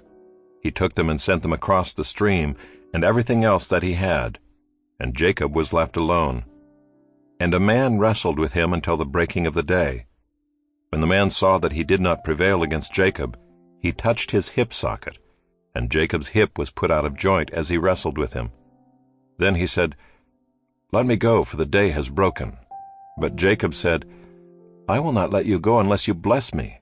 And he said to him, "What is your name?" And he said, "Jacob." Then he said, "Your name shall no longer be called Jacob, but Israel, for you have striven with God and with men, and have prevailed." Then Jacob asked him, "Please tell me your name." But he said, "Why is it that you ask my name?" And there he blessed him. So Jacob called the name of the place Peniel, saying, "For I have seen God face to face, and yet my life has been delivered." The sun rose upon him as he passed Penuel, limping because of his hip. Therefore to this day the people of Israel do not eat the sinew of the thigh that is on the hip socket, because he touched the socket of Jacob's hip on the sinew of the thigh. Chapter 33. And Jacob lifted up his eyes and looked, and behold, Esau was coming, and 400 men with him. So he divided the children among Leah and Rachel and the 2 female servants. And he put the servants with their children in front, then Leah with her children, and Rachel and Joseph last of all. He himself went on before them, bowing himself to the ground 7 times until he came near to his brother. But Esau ran to meet him and embraced him and fell upon his neck and kissed him, and they wept. And when Esau lifted up his eyes and saw the women and children, he said, "Who are these with you?" Jacob said, "The children whom God has graciously given your servant." Then the servants drew near, they and their children, and bowed down. Leah likewise and her children drew near and bowed down. And last Joseph and Rachel drew near, and they bowed down. Esau said, "What do you mean by all this company that I met?" Jacob answered, "To find favor in the sight of my Lord." But Esau said, "I have enough, my brother, keep what you have for yourself." Jacob said, "No, please, if I have found favor in your sight, then accept my present from my hand. For I have seen your face, which is like seeing the face of God, and you have accepted me. Please accept my blessing that is brought to you, because God has dealt graciously with me, and because I have enough." Thus he urged him, and he took it. Then Esau said, "Let us journey on our way, and I will go ahead of you." But Jacob said to him, "My Lord knows that the children are frail, and that the nursing flocks and herds are a care to me. If they are driven hard for one day, all the flocks will die. Let my Lord pass on ahead of his servant, and I will lead on slowly at the pace of the livestock that are ahead of me, and at the pace of the children, until I come to my lord and Seir." So Esau said, "Let me leave with you some of the people who are with me." But he said, "What need is there? Let me find favor in the sight of my lord." So Esau returned that day on his way to Seir. But Jacob journeyed to Succoth, and built himself a house and made booths for his livestock. Therefore the name of the place is called Succoth.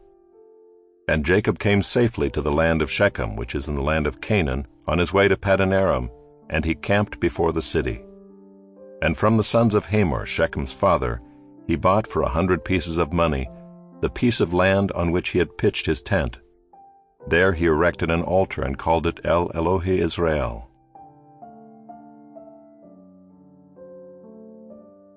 Chapter 34. Now Dinah the daughter of Leah, whom she had borne to Jacob, went out to see the women of the land. And when Shechem the son of Hamor the Hivite, the prince of the land, saw her, he seized her and lay with her and humiliated her. And his soul was drawn to Dinah the daughter of Jacob. He loved the young woman and spoke tenderly to her. So Shechem spoke to his father Hamor, saying, "Get me this girl for my wife." Now Jacob heard that he had defiled his daughter Dinah, but his sons were with his livestock in the field, so Jacob held his peace until they came. And Hamor the father of Shechem went out to Jacob to speak with him. The sons of Jacob had come in from the field as soon as they heard of it, and the men were indignant and very angry, because he had done an outrageous thing in Israel by lying with Jacob's daughter, for such a thing must not be done. But Hamor spoke with them, saying, "The soul of my son Shechem longs for your daughter. Please give her to him to be his wife. Make marriages with us. Give your daughters to us, and take our daughters for yourselves. You shall dwell with us, and the land shall be open to you. Dwell and trade in it, and get property in it." Shechem also said to her father and to her brothers, "Let me find favor in your eyes, and whatever you say to me I will give. Ask me for as great a bride price and gift as you will, and I will give whatever you say to me. Only give me the young woman to be my wife." The sons of Jacob answered Shechem and his father Hamor deceitfully, because he had defiled their sister Dinah.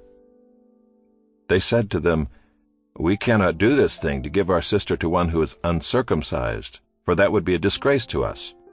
Only on this condition will we agree with you, that you will become as we are by every male among you being circumcised. Then we will give our daughters to you, and we will take your daughters to ourselves, and we will dwell with you and become one people. But if you will not listen to us and be circumcised, then we will take our daughter and we will be gone." Their words pleased Hamor and Hamor's son Shechem, and the young man did not delay to do the thing because he delighted in Jacob's daughter. Now he was the most honored of all his father's house. So Hamor and his son Shechem came to the gate of their city and spoke to the men of their city, saying, "These men are at peace with us. Let them dwell in the land and trade in it, for behold, the land is large enough for them. Let us take their daughters as wives, and let us give them our daughters. Only on this condition will the men agree to dwell with us to become one people, when every male among us is circumcised as they are circumcised. Will not their livestock, their property, and all their beasts be ours? Only let us agree with them, and they will dwell with us." And all who went out of the gate of his city listened to Hamor and his son Shechem, and every male was circumcised, all who went out of the gate of his city. On the third day, when they were sore, 2 of the sons of Jacob, Simeon and Levi, Dinah's brothers, took their swords and came against the city while it felt secure, and killed all the males. They killed Hamor and his son Shechem with the sword, and took Dinah out of Shechem's house and went away. The sons of Jacob came upon the slain and plundered the city, because they had defiled their sister. They took their flocks and their herds, their donkeys, and whatever was in the city and in the field, all their wealth, all their little ones and their wives, all that was in the houses they captured and plundered. Then Jacob said to Simeon and Levi, "You have brought trouble on me by making me stink to the inhabitants of the land, the Canaanites and the Perizzites. My numbers are few, and if they gather themselves against me and attack me, I shall be destroyed, both I and my household." But they said, "Should he treat our sister like a prostitute?"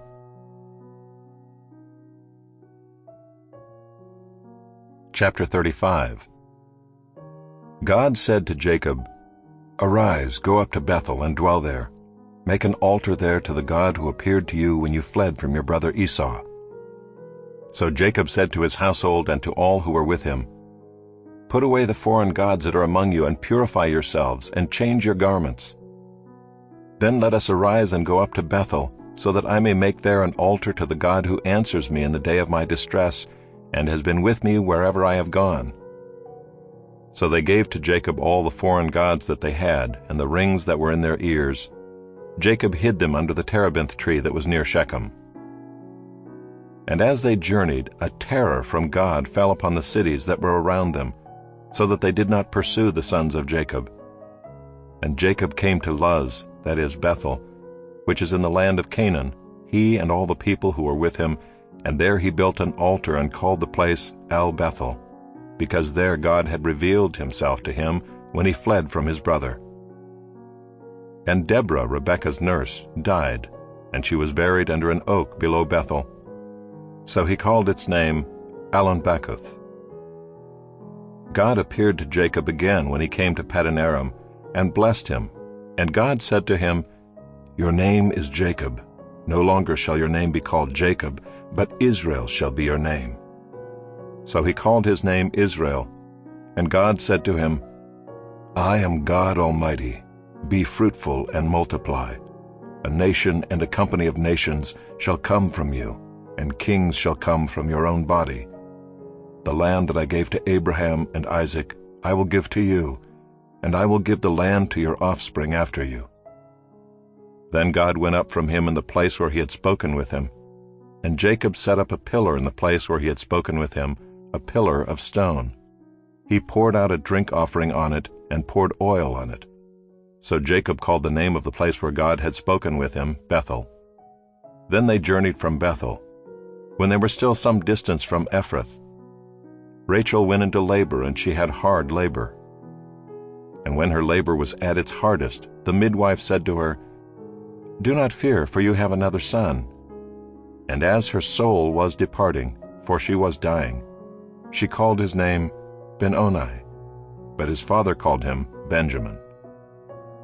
So Rachel died, and she was buried on the way to Ephrath, that is, Bethlehem, and Jacob set up a pillar over her tomb.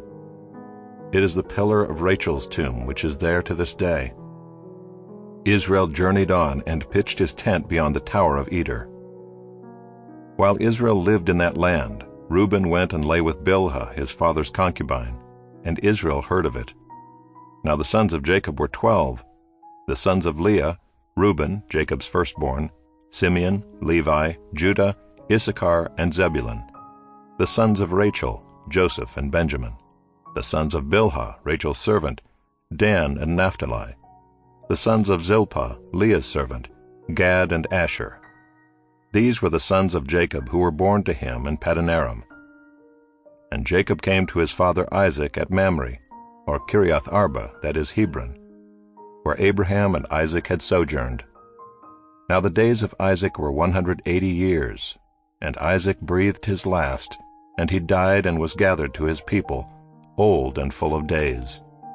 And his sons Esau and Jacob buried him.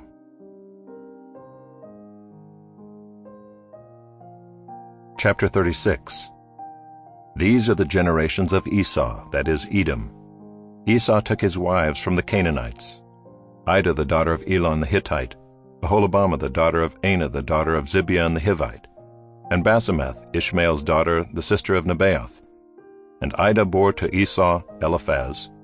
Basemath bore Reuel, and Aholibamah bore Jeush, Jalam, and Korah. These are the sons of Esau who were born to him in the land of Canaan. Then Esau took his wives, his sons, his daughters, and all the members of his household, his livestock, all his beasts, and all his property that he had acquired in the land of Canaan. He went into a land away from his brother Jacob, for their possessions were too great for them to dwell together. The land of their sojournings could not support them because of their livestock. So Esau settled in the hill country of Seir. Esau is Edom. These are the generations of Esau, the father of the Edomites, in the hill country of Seir. These are the names of Esau's sons: Eliphaz the son of Ida, the wife of Esau, Reuel the son of Basemath, the wife of Esau. The sons of Eliphaz were Teman, Omar, Zepho, Gatam, and Kenaz. Timnah was a concubine of Eliphaz, Esau's son. She bore Amalek to Eliphaz. These are the sons of Ida, Esau's wife.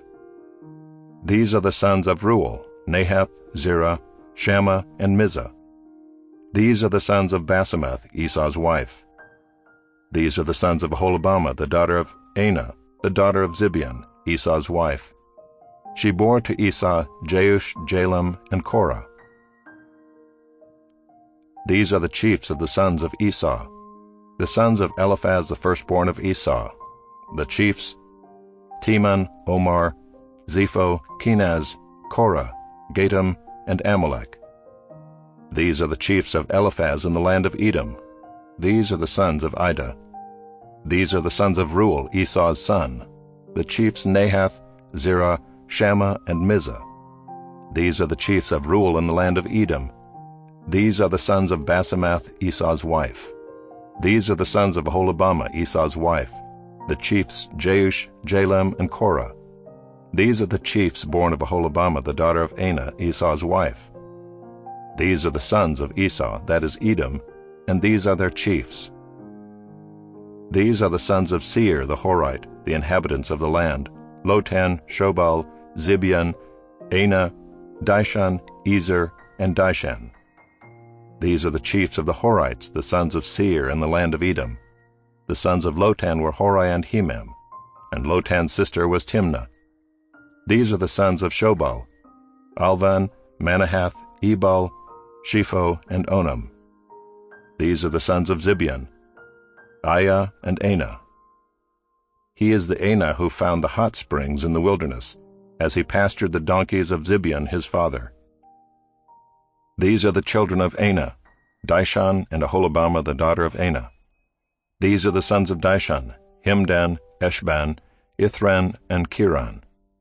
These are the sons of Ezer: Bilhan, Zaavan, and Achan. These are the sons of Dishan: Uz, and Aaron.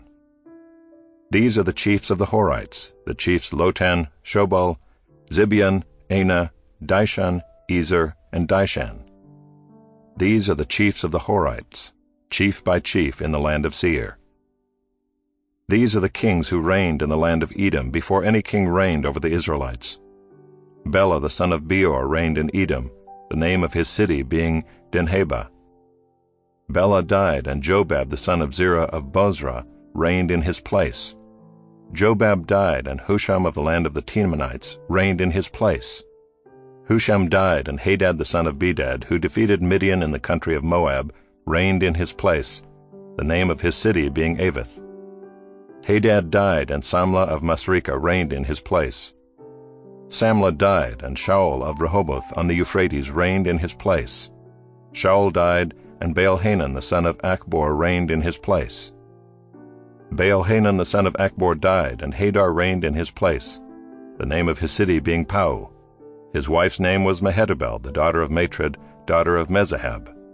These are the names of the chiefs of Esau according to their clans and their dwelling places by their names. The chiefs Timnah, Alva, Jetheth, Aholibamah, Elah, Pinon, Kenaz, Teman, Mibzar, Magdiel, and Iram. These are the chiefs of Edom, that is, Esau the father of Edom, according to their dwelling places in the land of their possession.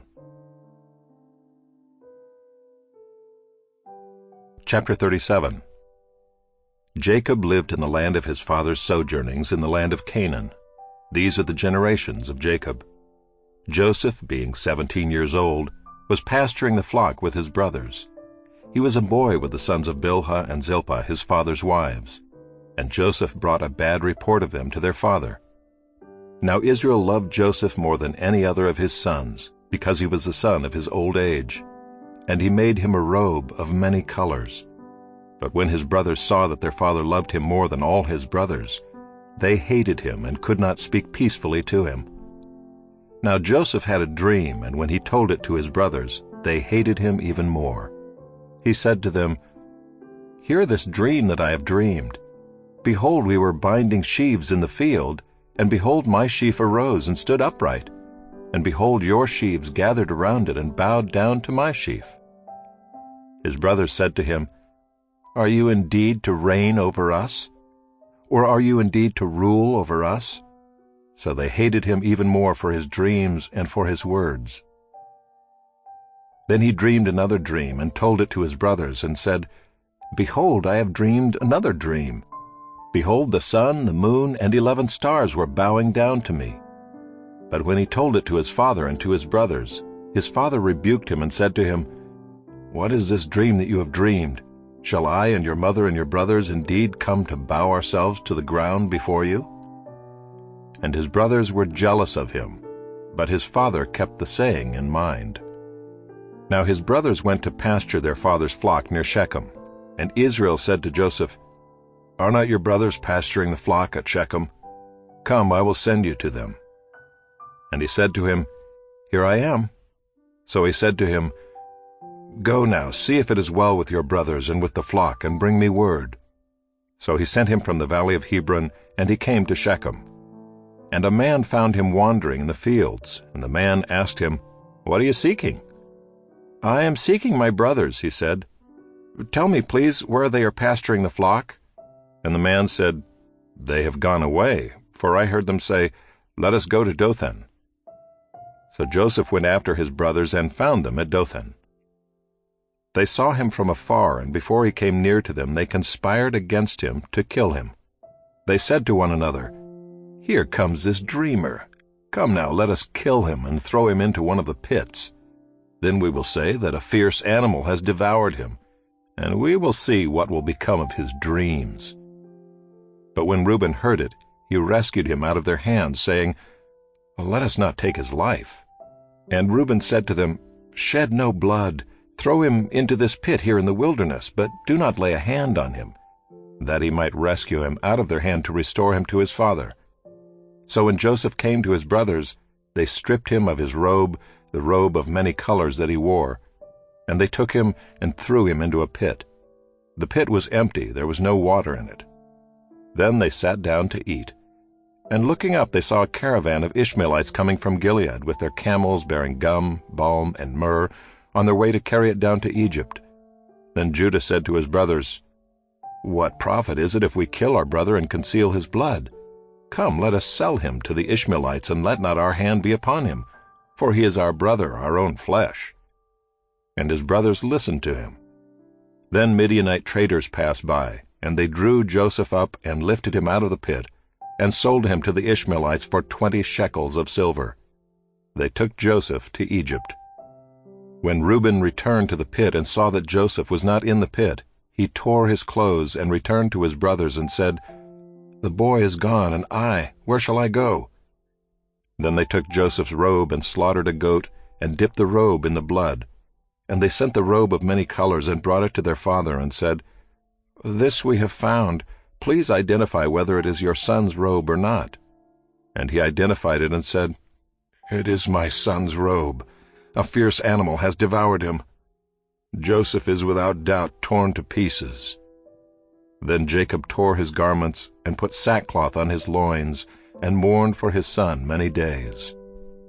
All his sons and all his daughters rose up to comfort him, but he refused to be comforted and said, "No, I shall go down to Sheol to my son, mourning." Thus his father wept for him. Meanwhile the Midianites had sold him in Egypt to Potiphar, an officer of Pharaoh, the captain of the guard.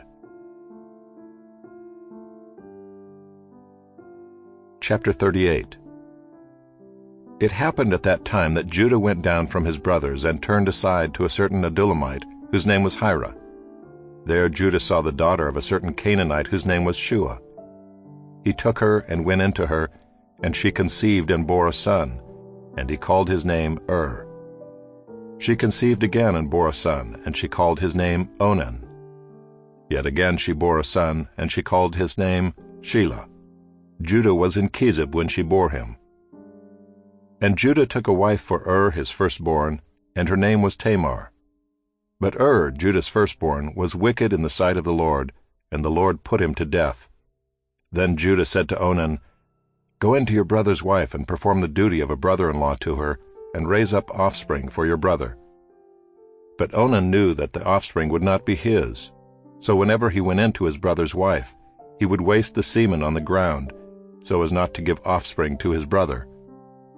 And what he did was wicked in the sight of the Lord, and he put him to death also.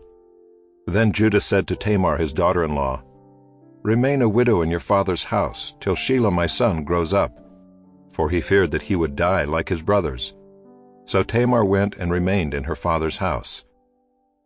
In the course of time the wife of Judah, Shua's daughter, died. When Judah was comforted, he went up to Timnah to his sheep shearers, he and his friend Hira the Adullamite. And when Tamar was told, "Your father-in-law is going up to Timnah to shear his sheep," she took off her widow's garments and covered herself with a veil, wrapping herself up, and sat at the entrance to Enaim, which is on the road to Timnah. For she saw that Shelah was grown up, and she had not been given to him in marriage. When Judah saw her, he thought she was a prostitute, for she had covered her face. He turned to her at the roadside and said, "Come, let me come in to you," for he did not know that she was his daughter-in-law. She said, "What will you give me, that you may come in to me?" He answered, "I will send you a young goat from the flock." And she said, "If you give me a pledge until you send it." He said, "What pledge shall I give you?" She replied, "Your signet and your cord and your staff that is in your hand." So he gave them to her and went into her, and she conceived by him. Then she arose and went away, and taking off her veil she put on the garments of her widowhood. When Judah sent the young goat by his friend the Adullamite to take back the pledge from the woman's hand, he did not find her. And he asked the men of the place, "Where is the cult prostitute who was at Enaim at the roadside?" And they said, "No cult prostitute has been here." So he returned to Judah and said, "I have not found her." Also the men of the place said, "No cult prostitute has been here." And Judah replied, "Well, let her keep the things as her own, or we shall be laughed at. You see, I sent this young goat, and you did not find her." About 3 months later, Judah was told, "Tamar, your daughter-in-law, has been immoral. Moreover, she is pregnant by immorality." And Judah said, "Bring her out and let her be burned." As she was being brought out, she sent word to her father-in-law, "By the man to whom these belong, I am pregnant." And she said, "Please identify whose these are, the signet and the cord and the staff." Then Judah identified them and said, "She is more righteous than I, since I did not give her to my son Shelah." And he did not know her again. When the time of her labor came, there were twins in her womb. And when she was in labor, one put out a hand, and the midwife took and tied a scarlet thread on his hand, saying, "This one came out first." But as he drew back his hand, behold, his brother came out. And she said, "What a breach you have made for yourself." Therefore his name was called Perez. Afterward his brother came out with the scarlet thread on his hand, and his name was called Zerah.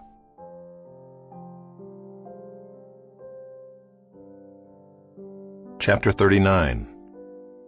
Now Joseph had been brought down to Egypt, and Potiphar, an officer of Pharaoh, the captain of the guard, an Egyptian, had bought him from the Ishmaelites who had brought him down there.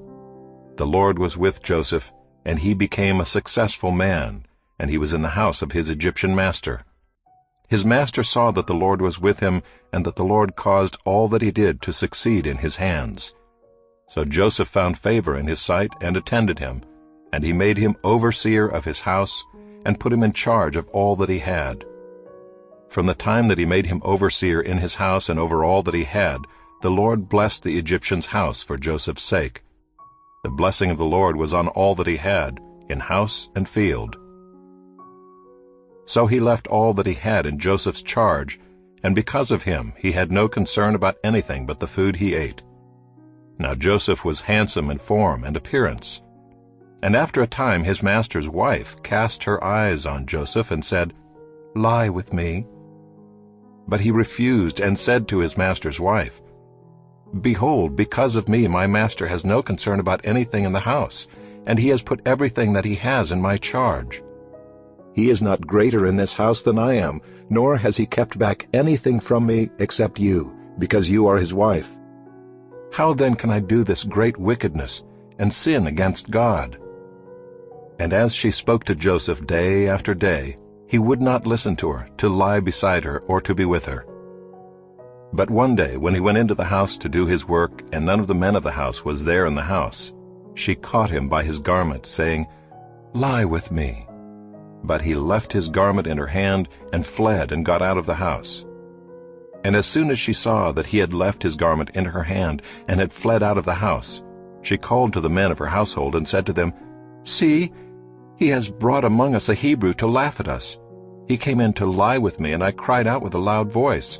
And as soon as he heard that I lifted up my voice and cried out, he left his garment beside me and fled and got out of the house." Then she laid up his garment by her until his master came home, and she told him the same story, saying, "The Hebrew servant whom you have brought among us came in to me to laugh at me. But as soon as I lifted up my voice and cried, he left his garment beside me and fled out of the house." As soon as his master heard the words that his wife spoke to him, "This is the way your servant treated me," his anger was kindled. And Joseph's master took him and put him into the prison, the place where the king's prisoners were confined, and he was there in prison. But the Lord was with Joseph, and showed him steadfast love, and gave him favor in the sight of the keeper of the prison. And the keeper of the prison put Joseph in charge of all the prisoners who were in the prison. Whatever was done there, he was the one who did it. The keeper of the prison paid no attention to anything that was in Joseph's charge, because the Lord was with him, and whatever he did, the Lord made it succeed.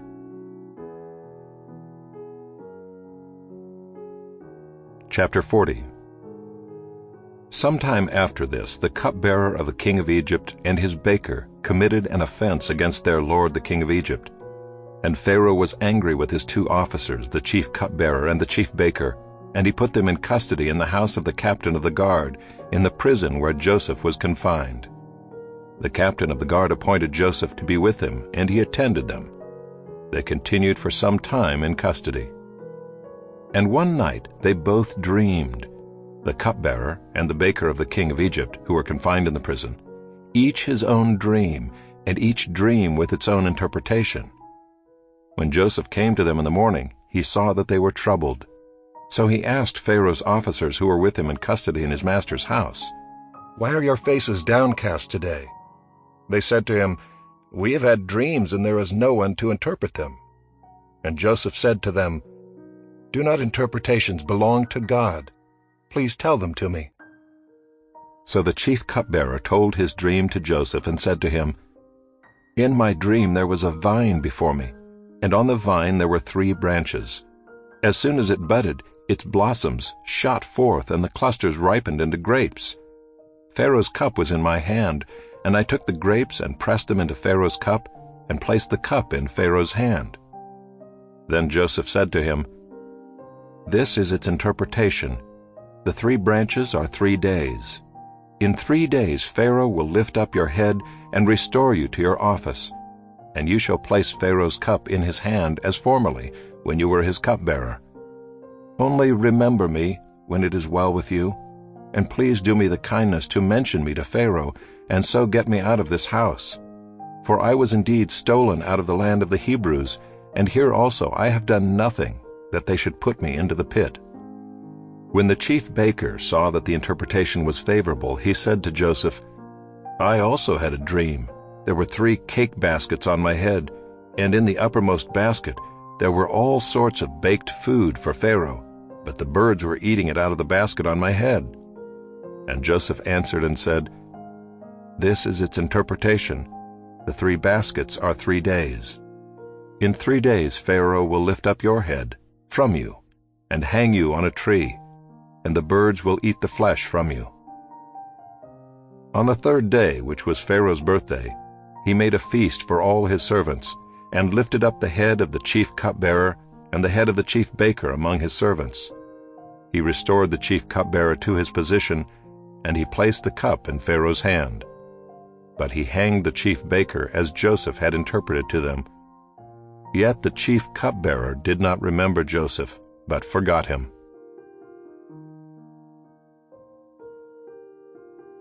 Chapter 41. After 2 whole years, Pharaoh dreamed that he was standing by the Nile. And behold, there came up out of the Nile 7 cows attractive and plump, and they fed in the reed grass.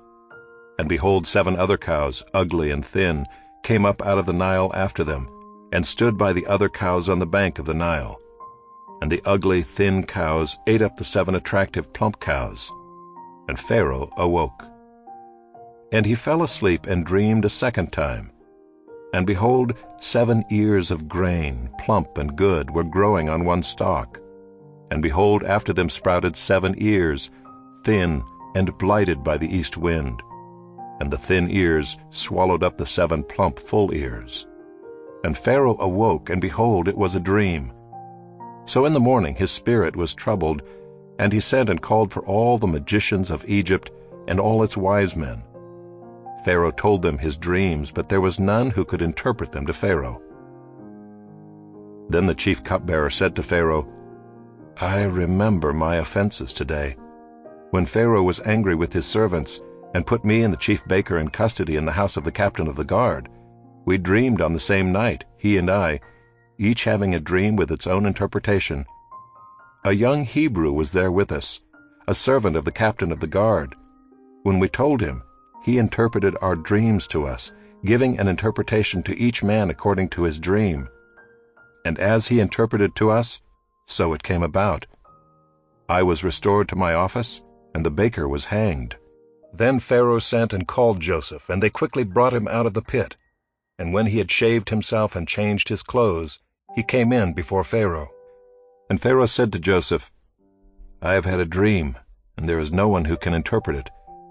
I have heard it said of you that when you hear a dream you can interpret it." Joseph answered Pharaoh, "It is not in me. God will give Pharaoh a favorable answer." Then Pharaoh said to Joseph, "Behold, in my dream I was standing on the banks of the Nile. 7 cows, plump and attractive, came up out of the Nile and fed in the reed grass. 7 other cows came up after them, poor and very ugly and thin, such as I had never seen in all the land of Egypt. and the thin, ugly cows ate up the first 7 plump cows. But when they had eaten them, no one would have known that they had eaten them, for they were still as ugly as at the beginning. Then I awoke. I also saw in my dream 7 ears growing on one stalk, full and good. 7 ears, withered, thin, and blighted by the east wind, sprouted after them, and the thin ears swallowed up the 7 good ears. And I told it to the magicians, but there was no one who could explain it to me. Then Joseph said to Pharaoh, "The dreams of Pharaoh are one.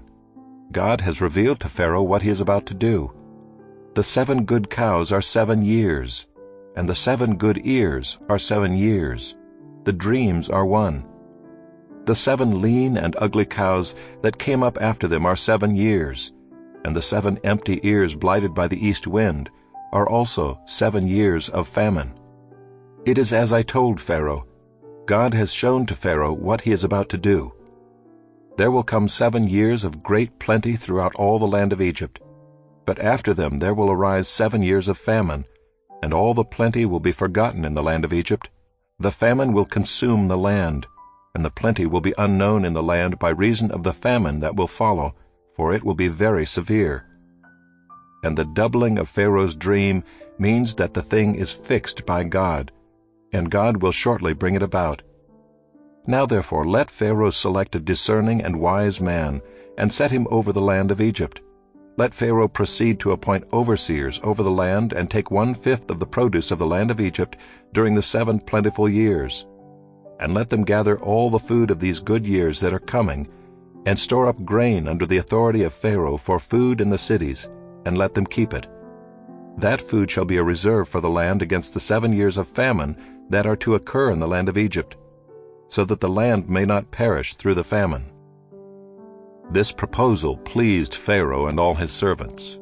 And Pharaoh said to his servants, "Can we find a man like this, in whom is the Spirit of God?" Then Pharaoh said to Joseph, "Since God has shown you all this, there is none so discerning and wise as you are. You shall be over my house, and all my people shall order themselves as you command. Only as regards the throne will I be greater than you." And Pharaoh said to Joseph, "See, I have set you over all the land of Egypt." Then Pharaoh took his signet ring from his hand and put it on Joseph's hand, and clothed him in garments of fine linen, and put a gold chain about his neck. And he made him ride in his 2nd chariot. And they called out before him, "Bow the knee." Thus he set him over all the land of Egypt. Moreover, Pharaoh said to Joseph, "I am Pharaoh, and without your consent no one shall lift up hand or foot in all the land of Egypt." And Pharaoh called Joseph's name Zaphenath-Paneah, and he gave him in marriage Asenath, the daughter of Potiphera, priest of On. So Joseph went out over the land of Egypt. Joseph was 30 years old when he entered the service of Pharaoh, king of Egypt.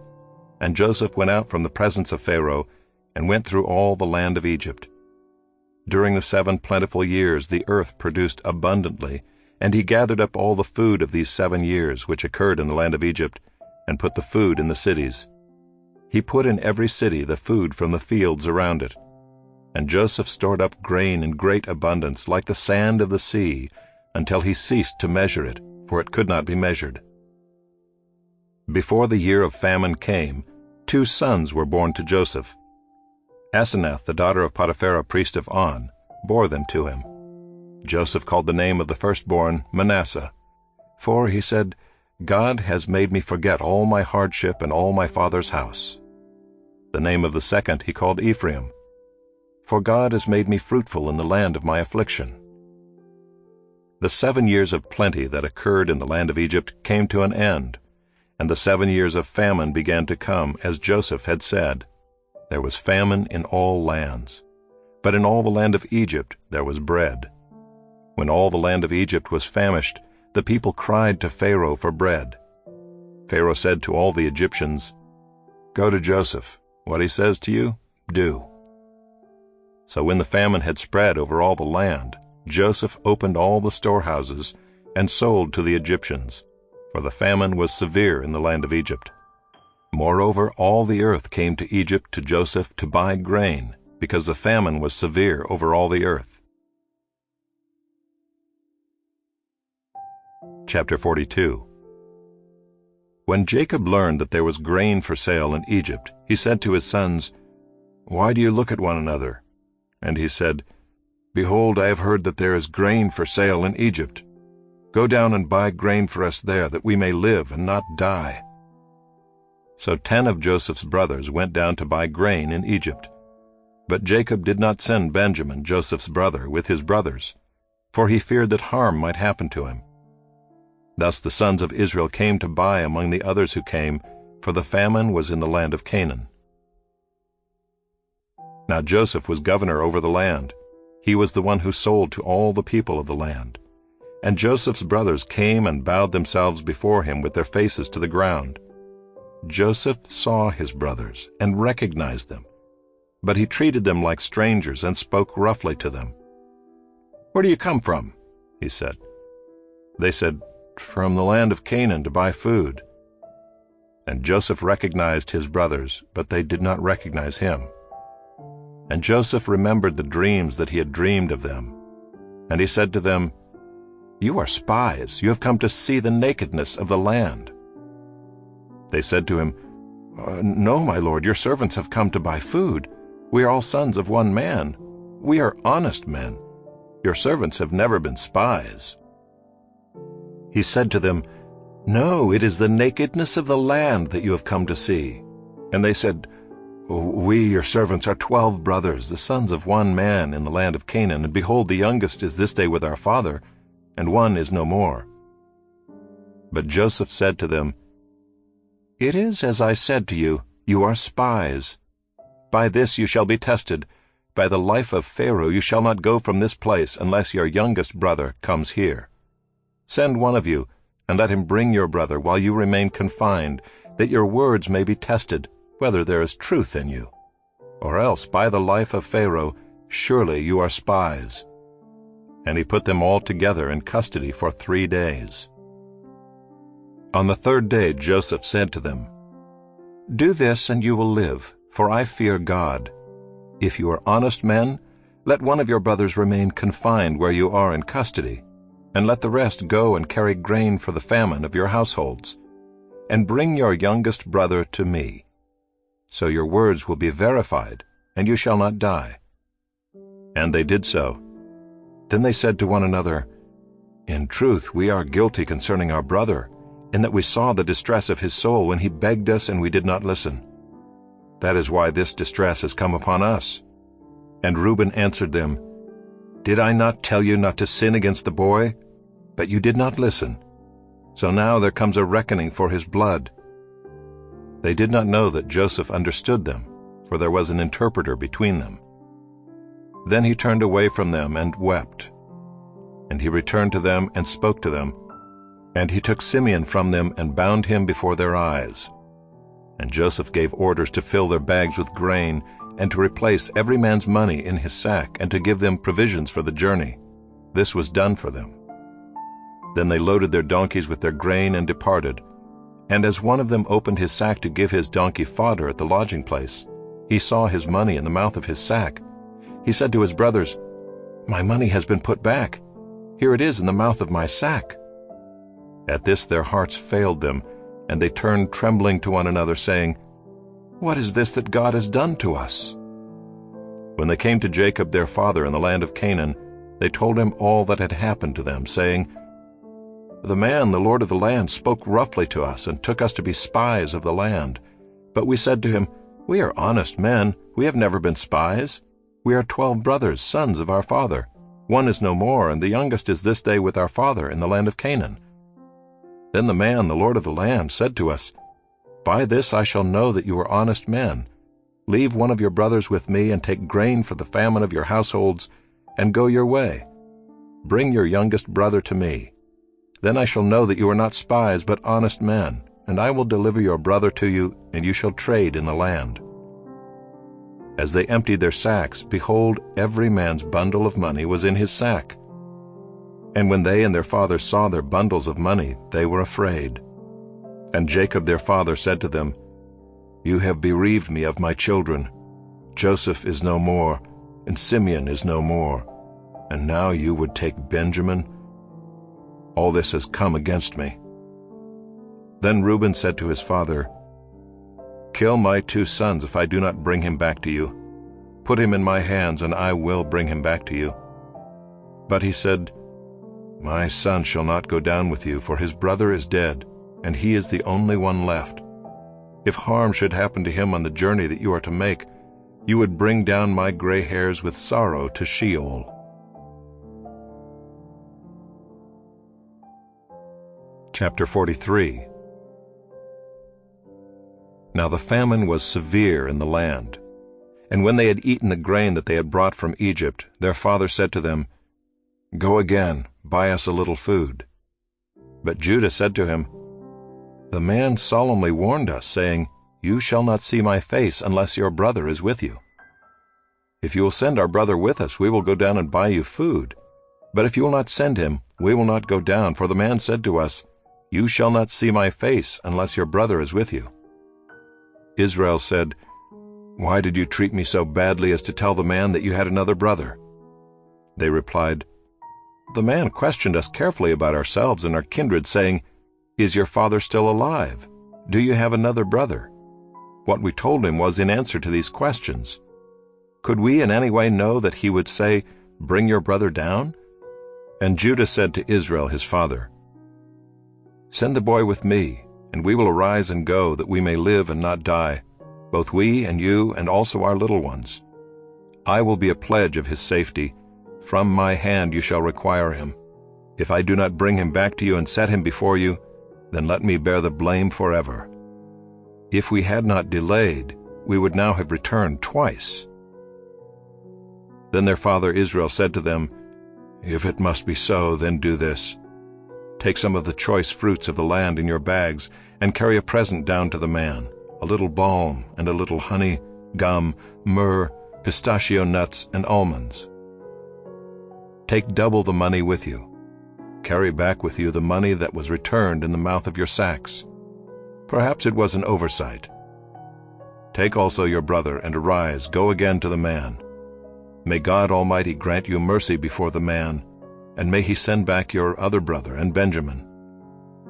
And as for me, if I am bereaved of my children, I am bereaved." So the men took this present, and they took double the money with them, and Benjamin. They arose and went down to Egypt, and stood before Joseph. When Joseph saw Benjamin with them, he said to the steward of his house, "Bring the men into the house, and slaughter an animal and make ready, for the men are to dine with me at noon." The man did as Joseph told him, and brought the men to Joseph's house. And the men were afraid because they were brought to Joseph's house, and they said, "It is because of the money which was replaced in our sacks the first time that we are brought in, so that he may assault us and fall upon us to make us servants and seize our donkeys." So they went up to the steward of Joseph's house and spoke with him at the door of the house, and said, "Oh, my lord, we came down the first time to buy food, and when we came to the lodging place we opened our sacks, and there was each man's money in the mouth of his sack, our money in full weight. So we have brought it again with us, and we have brought other money down with us to buy food. We do not know who put our money in our sacks." He replied, "Peace to you, do not be afraid. Your God and the God of your father has put treasure in your sacks for you. I received your money." Then he brought Simeon out to them. And when the man had brought the men into Joseph's house and given them water, and they had washed their feet, and when he had given their donkeys fodder, they prepared the present for Joseph's coming at noon, for they heard that they should eat bread there. When Joseph came home, they brought into the house to him the present that they had with them, and bowed down to him to the ground. And he inquired about their welfare and said, "Is your father well, the old man of whom you spoke? Is he still alive?" They said, "Your servant our father is well, he is still alive." And they bowed their heads and prostrated themselves. And he lifted up his eyes and saw his brother Benjamin, his mother's son, and said, "Is this your youngest brother of whom you spoke to me? God be gracious to you, my son." Then Joseph hurried out, for his compassion grew warm for his brother, and he sought a place to weep. And he entered his chamber and wept there. Then he washed his face and came out, and controlling himself he said, "Serve the food." They served him by himself, and them by themselves, and the Egyptians who ate with him by themselves, because the Egyptians could not eat with the Hebrews, for that is an abomination to the Egyptians. And they sat before him, the firstborn according to his birthright, and the youngest according to his youth. And the men looked at one another in amazement. Portions were taken to them from Joseph's table, but Benjamin's portion was 5 times as much as any of theirs. And they drank and were merry with him. Chapter 44. Then he commanded the steward of his house, "Fill the men's sacks with food, as much as they can carry, and put each man's money in the mouth of his sack, and put my cup, the silver cup, in the mouth of the sack of the youngest, with his money for the grain." And he did as Joseph told him. As soon as the morning was light, the men were sent away with their donkeys. They had gone only a short distance from the city. Now Joseph said to his steward, "Up, follow after the men, and when you overtake them, say to them, 'Why have you repaid evil for good? Is it not from this that my Lord drinks, and by this that he practices divination? You have done evil in doing this.'" When he overtook them, he spoke to them these words. They said to him, "Why does my Lord speak such words as these? Far be it from your servants to do such a thing. Behold, the money that we found in the mouths of our sacks we brought back to you from the land of Canaan. How then could we steal silver or gold from your Lord's house? Whichever of your servants is found with it shall die, and we also will be my Lord's servants." He said, "Let it be as you say. He who is found with it shall be my servant, and the rest of you shall be innocent."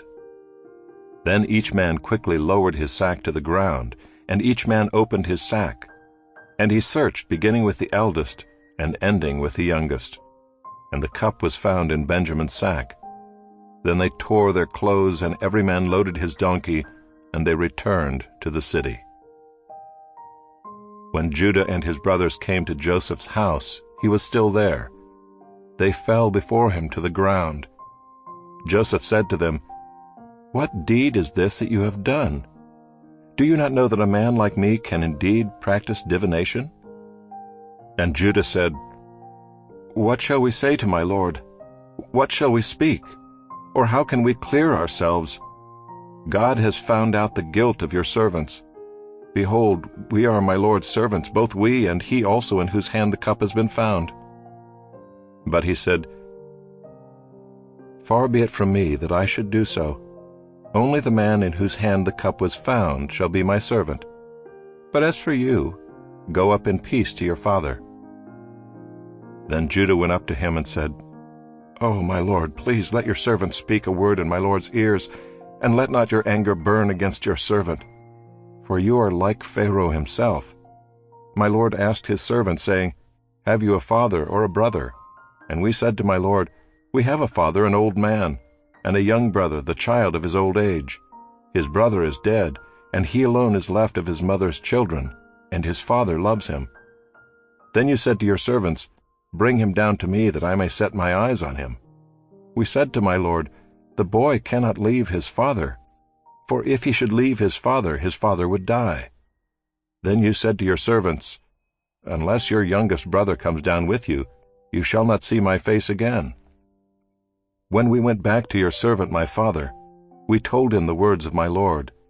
And when our father said, 'Go again, buy us a little food,' we said, 'We cannot go down. If our youngest brother goes with us, then we will go down, for we cannot see the man's face unless our youngest brother is with us.' Then your servant my father said to us, 'You know that my wife bore me 2 sons. One left me, and I said, Surely he has been torn to pieces, and I have never seen him since. If you take this one also from me, and harm happens to him, you will bring down my gray hairs in evil to Sheol.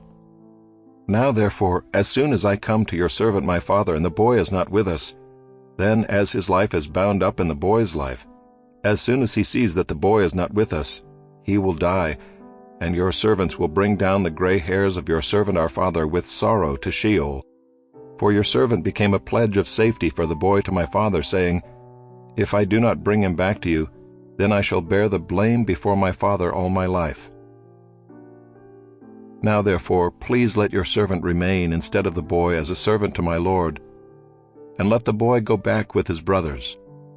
For how can I go back to my father if the boy is not with me? I fear to see the evil that would find my father.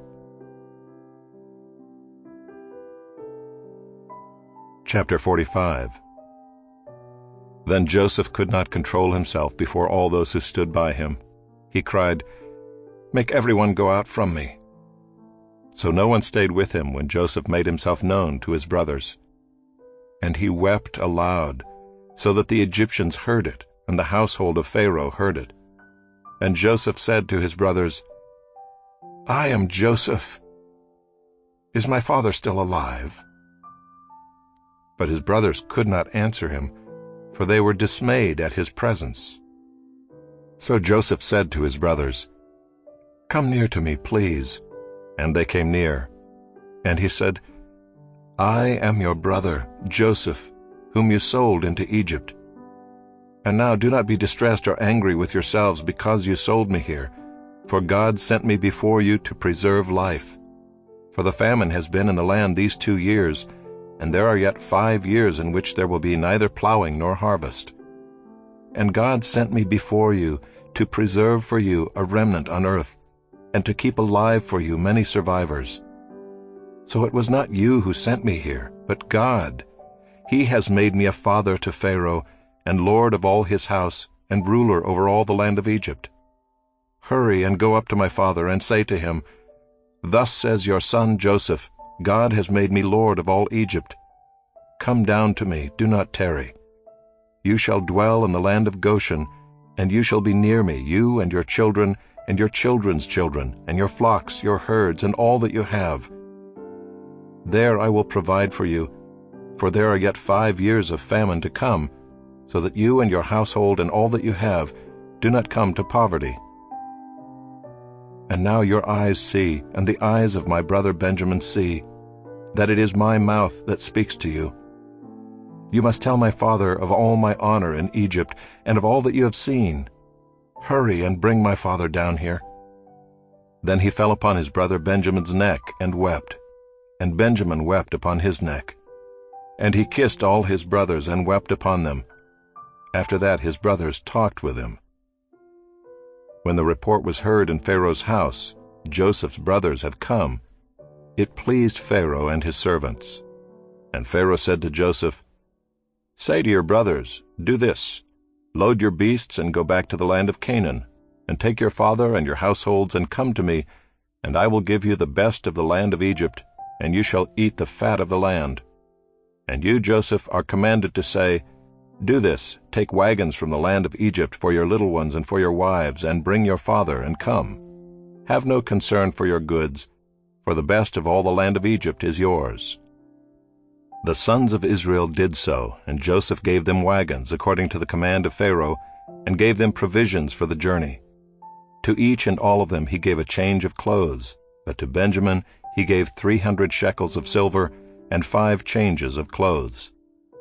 To his father he sent as follows: 10 donkeys loaded with the good things of Egypt, and 10 female donkeys loaded with grain, bread, and provision for his father on the journey. Then he sent his brothers away, and as they departed he said to them, "Do not quarrel on the way." So they went up out of Egypt and came to the land of Canaan to their father Jacob. And they told him, "Joseph is still alive, and he is ruler over all the land of Egypt." And his heart became numb, for he did not believe them. But when they told him all the words of Joseph which he had said to them, and when he saw the wagons that Joseph had sent to carry him, the spirit of their father Jacob revived. And Israel said, "It is enough. Joseph my son is still alive. I will go and see him before I die."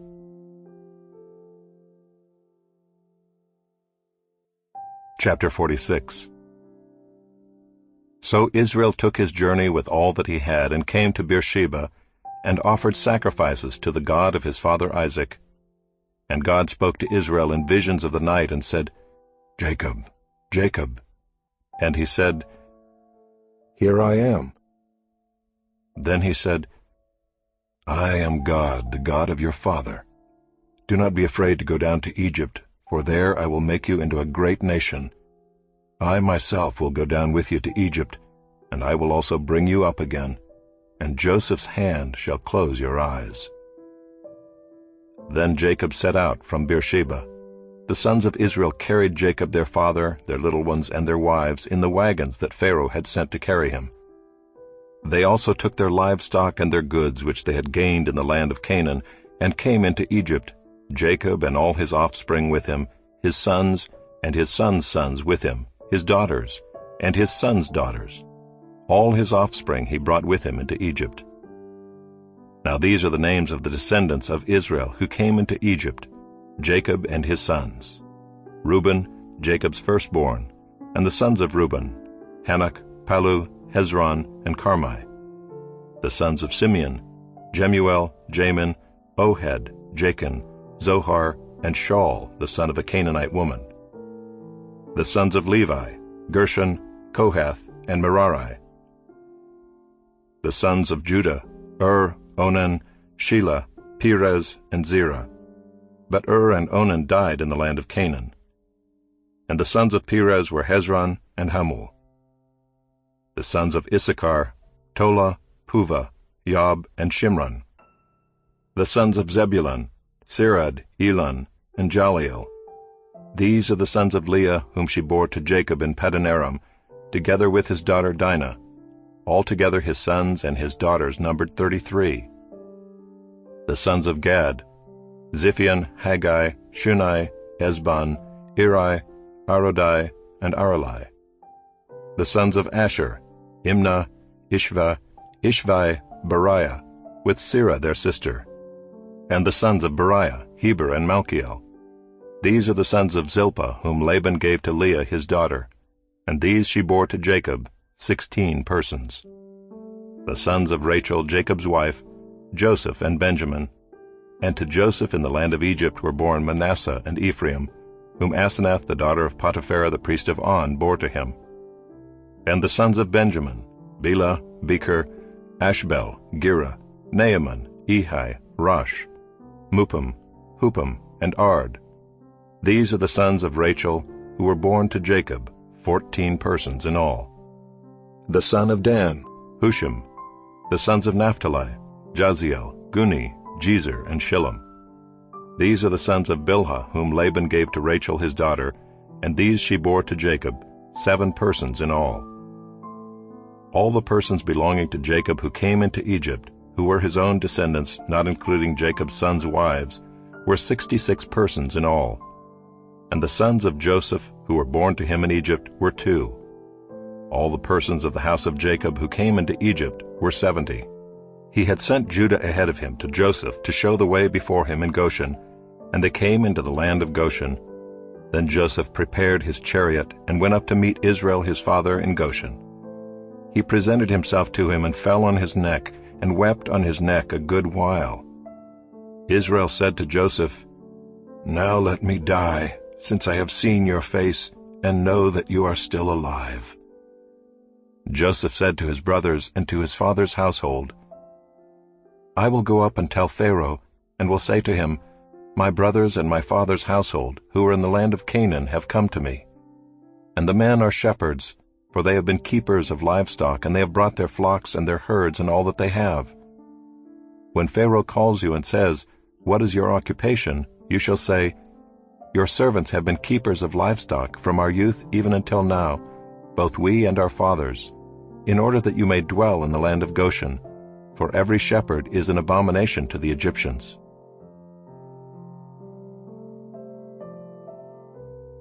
Chapter 47.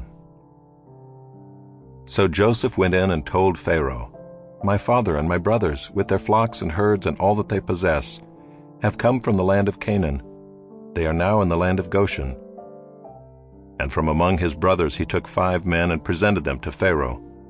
Pharaoh said to his brothers, What is your occupation? And they said to Pharaoh, Your servants are shepherds, as our fathers were. They said to Pharaoh, We have come to sojourn in the land, for there is no pasture for your servants' flocks, for the famine is severe in the land of Canaan. And now please let your servants dwell in the land of Goshen." Then Pharaoh said to Joseph, "Your father and your brothers have come to you. The land of Egypt is before you. Settle your father and your brothers in the best of the land. Let them settle in the land of Goshen. And if you know any able men among them, put them in charge of my livestock." Then Joseph brought in Jacob his father and stood him before Pharaoh, and Jacob blessed Pharaoh. And Pharaoh said to Jacob, "How many are the days of the years of your life?" And Jacob said to Pharaoh, "The days of the years of my sojourning are 130 years. Few and evil have been the days of the years of my life, and they have not attained to the days of the years of the life of my fathers in the days of their sojourning." And Jacob blessed Pharaoh and went out from the presence of Pharaoh. Then Joseph settled his father and his brothers and gave them a possession in the land of Egypt, in the best of the land, in the land of Ramesses, as Pharaoh had commanded. And Joseph provided his father, his brothers, and all his father's household with food, according to the number of their dependents. Now there was no food in all the land, for the famine was very severe, so that the land of Egypt and the land of Canaan languished by reason of the famine. And Joseph gathered up all the money that was found in the land of Egypt and in the land of Canaan in exchange for the grain that they bought. And Joseph brought the money into Pharaoh's house. And when the money was all spent in the land of Egypt and in the land of Canaan, all the Egyptians came to Joseph and said, "Give us food. Why should we die before your eyes? For our money is gone." And Joseph answered, "Give your livestock, and I will give you food in exchange for your livestock, if your money is gone."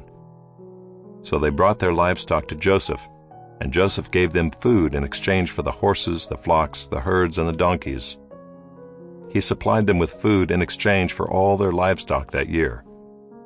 And when that year was ended, they came to him the following year and said to him, "We will not hide from my lord that our money is all spent.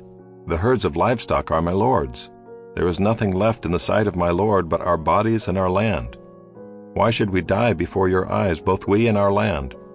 Buy us and our land for food, and we with our land will be servants to Pharaoh. And give us seed that we may live and not die, and that the land may not be desolate."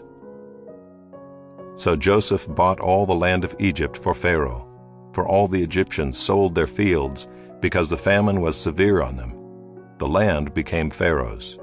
As for the people, he made servants of them from one end of Egypt to the other.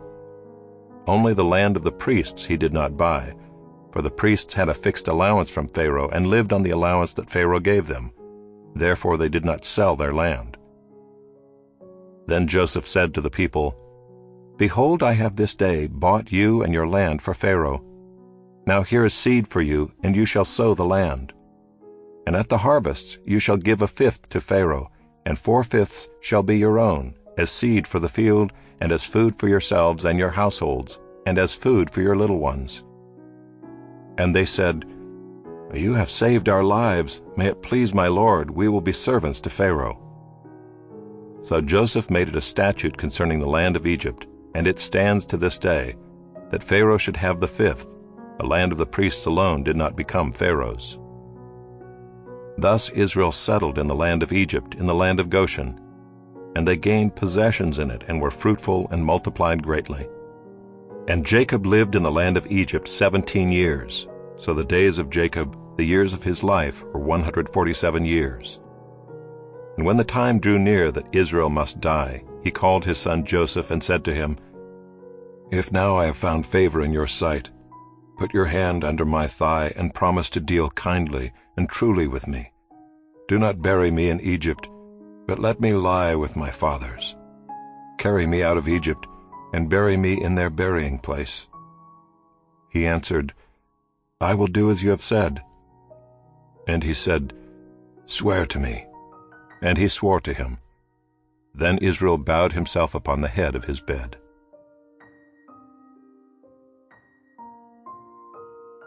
Chapter 48.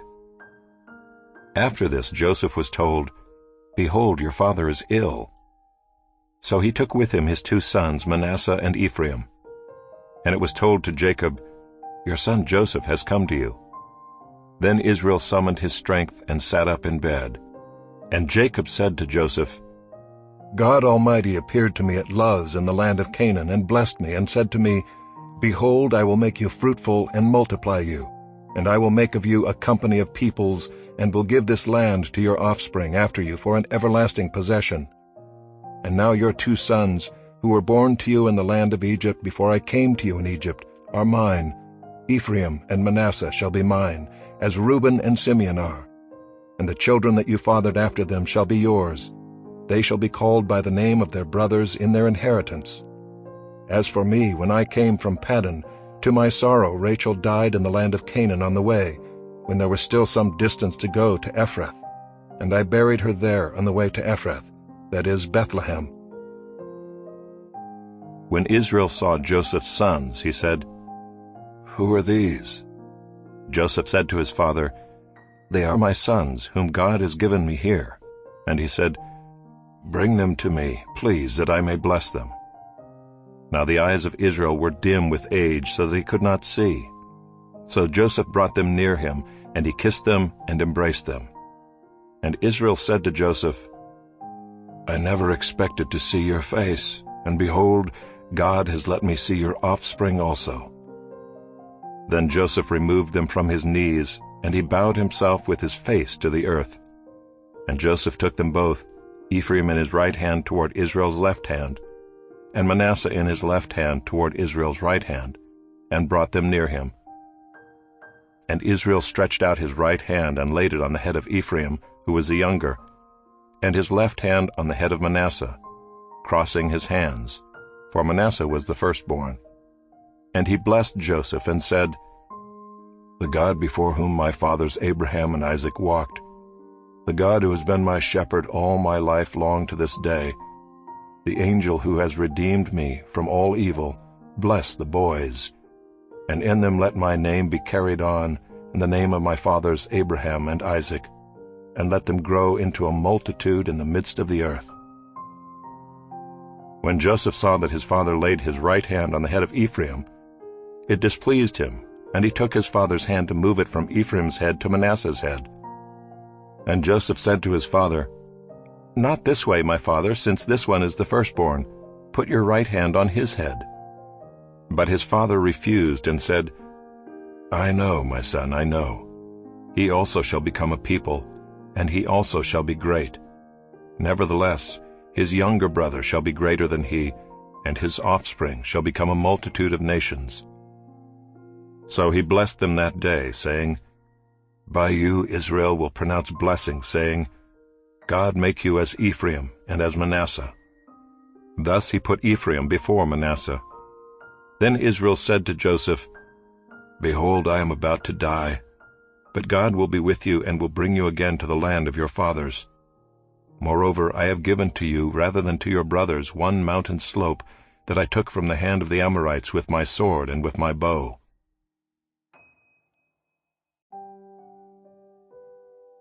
Chapter 49. Then Jacob called his sons and said, Gather yourselves together, that I may tell you what shall happen to you in days to come. Assemble and listen, O sons of Jacob, listen to Israel your father. Reuben, you are my firstborn, my might, and the firstfruits of my strength, preeminent in dignity and preeminent in power. Unstable as water, you shall not have preeminence, because you went up to your father's bed. Then you defiled it, he went up to my couch. Simeon and Levi are brothers. Weapons of violence are their swords. Let my soul come not into their counsel. O my glory, be not joined to their company. For in their anger they killed men, and in their willfulness they hamstrung oxen. Cursed be their anger, for it is fierce, and their wrath, for it is cruel. I will divide them in Jacob and scatter them in Israel. Judah, your brothers shall praise you. Your hand shall be on the neck of your enemies. Your father's sons shall bow down before you. Judah is a lion's cub. From the prey, my son, you have gone up. He stooped down, he crouched as a lion and as a lioness. Who dares rouse him? The scepter shall not depart from Judah, nor the ruler's staff from between his feet, until tribute comes to him, and to him shall be the obedience of the peoples. binding his foal to the vine, and his donkey's colt to the choice vine. He has washed his garments in wine, and his vesture in the blood of grapes. His eyes are darker than wine, and his teeth whiter than milk. Zebulun shall dwell at the shore of the sea. He shall become a haven for ships, and his border shall be at Sidon. Issachar is a strong donkey, crouching between the sheepfolds. He saw that a resting place was good, and that the land was pleasant. So he bowed his shoulder to bear, and became a servant at forced labor. Dan shall judge his people as one of the tribes of Israel. Dan shall be a serpent in the way, a viper by the path, that bites the horse's heels, so that his rider falls backward. I wait for your salvation, O Lord.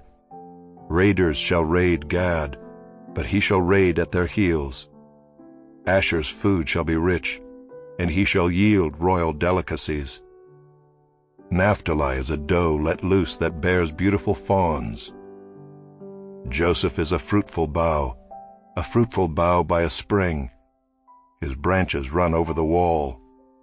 The archers bitterly attacked him, shot at him, and harassed him severely. Yet his bow remained unmoved. His arms were made agile by the hands of the mighty one of Jacob. From there is the shepherd, the stone of Israel. By the God of your father who will help you, by the Almighty who will bless you with blessings of heaven above, blessings of the deep that crouches beneath, blessings of the breasts and of the womb. The blessings of your father are mighty beyond the blessings of my parents, up to the bounties of the everlasting hills. May they be on the head of Joseph, and on the brow of him who was set apart from his brothers. Benjamin is a ravenous wolf, in the morning devouring the prey, and at evening dividing the spoil. All these are the 12 tribes of Israel. This is what their father said to them as he blessed them, blessing each with the blessing suitable to him. Then he commanded them and said to them, I am to be gathered to my people. Bury me with my fathers in the cave that is in the field of Ephron the Hittite, in the cave that is in the field at Machpelah, to the east of Mamre in the land of Canaan, which Abraham bought with the field from Ephron the Hittite to possess as a burying place. There they buried Abraham and Sarah his wife. There they buried Isaac and Rebekah his wife. And there I buried Leah. The field and the cave that is in it were bought from the Hittites. When Jacob finished commanding his sons, he drew up his feet into the bed, and breathed his last, and was gathered to his people.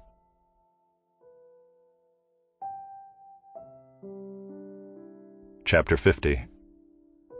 Then Joseph fell on his father's face, and wept over him and kissed him. And Joseph commanded his servants, the physicians, to embalm his father. So the physicians embalmed Israel. 40 days were required for it, for that is how many are required for embalming. And the Egyptians wept for him 70 days. And when the days of weeping for him were past, Joseph spoke to the household of Pharaoh, saying, If now I have found favor in your eyes, please speak in the ears of Pharaoh, saying, My father made me swear, saying, I am about to die. In my tomb that I hewed out for myself in the land of Canaan, there shall you bury me. Now therefore let me please go up and bury my father, then I will return. And Pharaoh answered, Go up and bury your father as he made you swear. So Joseph went up to bury his father. With him went up all the servants of Pharaoh, the elders of his household, and all the elders of the land of Egypt, as well as all the household of Joseph, his brothers, and his father's household. Only their children, their flocks, and their herds were left in the land of Goshen. And there went up with him both chariots and horsemen. It was a very great company. When they came to the threshing floor of Atad, which is beyond the Jordan, they lamented there with a very great and grievous lamentation. And he made a mourning for his father 7 days. When the inhabitants of the land, the Canaanites, saw the mourning on the threshing floor of Atad, they said, This is a grievous mourning by the Egyptians. Therefore the place was named Abel Mizraim. It is beyond the Jordan. Thus his sons did for him as he had commanded them, for his sons carried him to the land of Canaan, and buried him in the cave of the field at Machpelah to the east of Mamre, which Abraham bought with the field from Ephron the Hittite to possess as a burying place. After he had buried his father, Joseph returned to Egypt with his brothers and all who had gone up with him to bury his father. When Joseph's brothers saw that their father was dead, they said, "It may be that Joseph will hate us and pay us back for all the evil that we did to him." So they sent a message to Joseph, saying, "Your father gave this command before he died.